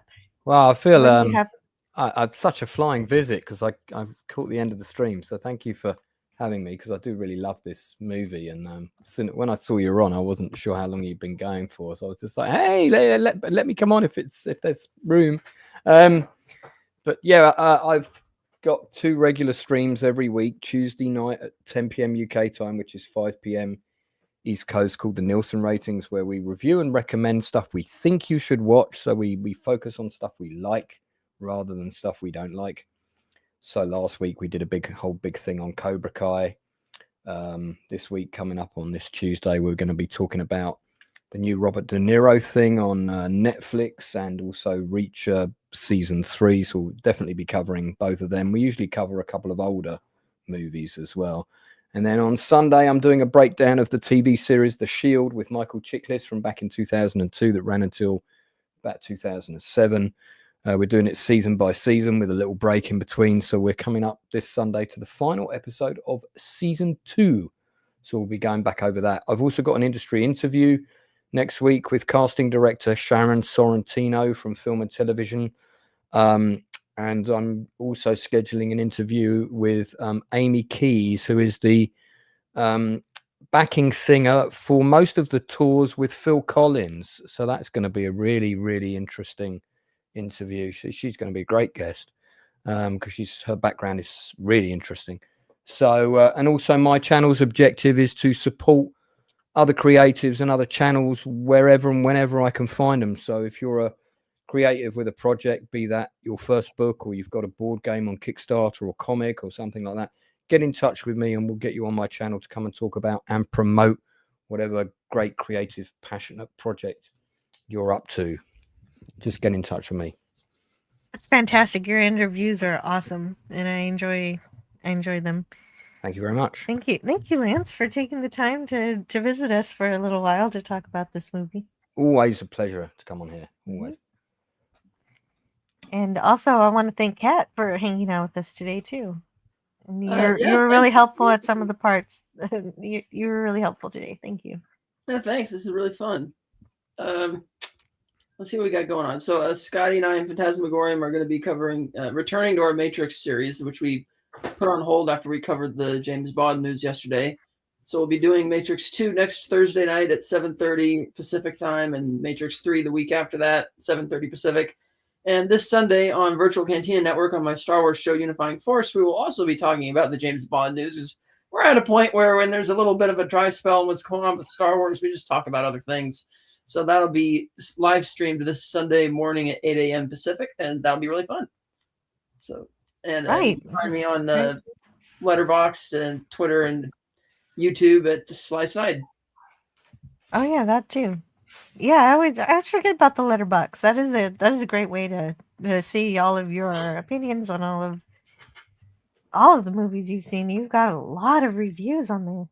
Yeah. So I should probably start including that. Anyway, well, everybody, thank you. Thank you for talking to me about Stargate today. I love it so much, and eventually I'll get to the TV series. I'm excited to figure out the logistics of that. I don't know what I'm going to do because it's a lot. But for now, before I figure that out, we've enjoyed this movie and saved the Abadonians. And Daniel gets to stay behind. Abadabadonians. And Daniel. Abadabadoo. I couldn't do it. Thank you for fixing that. See what I did there? Yeah. And Daniel gets to stay behind with Shari and everything. It's just wonderful, wonderful, good fun. Ra's destroyed. Thank you, and I enjoyed hearing everybody's thoughts about the movie on the panel and in the chat.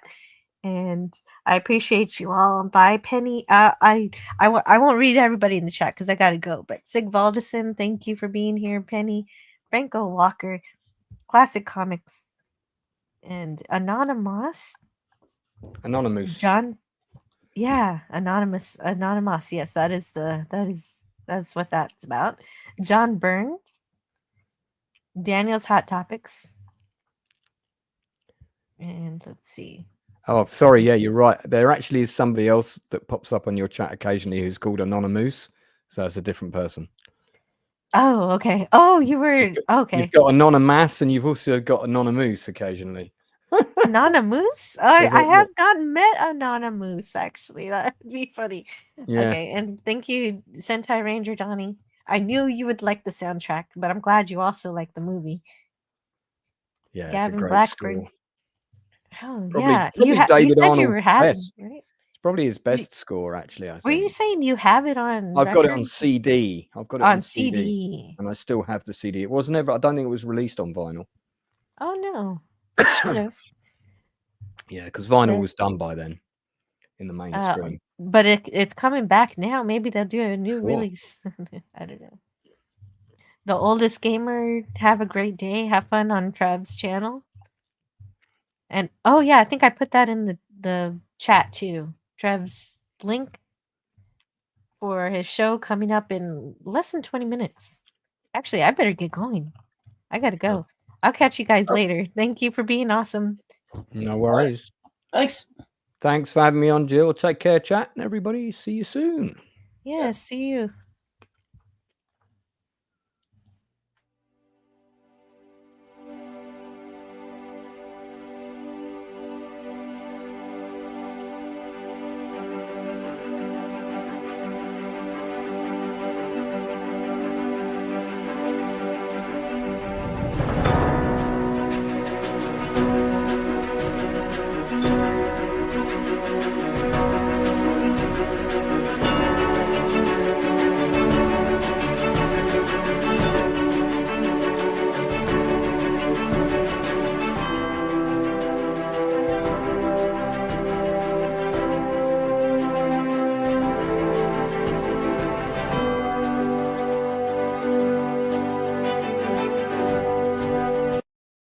Learn all that is learnable.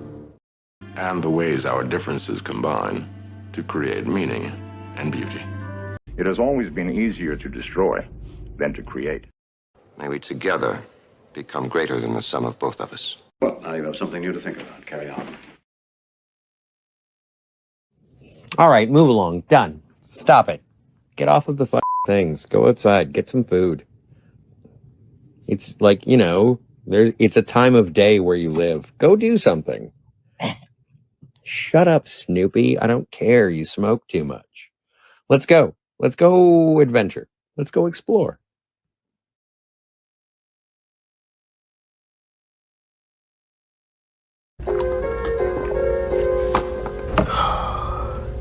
Isn't that hot?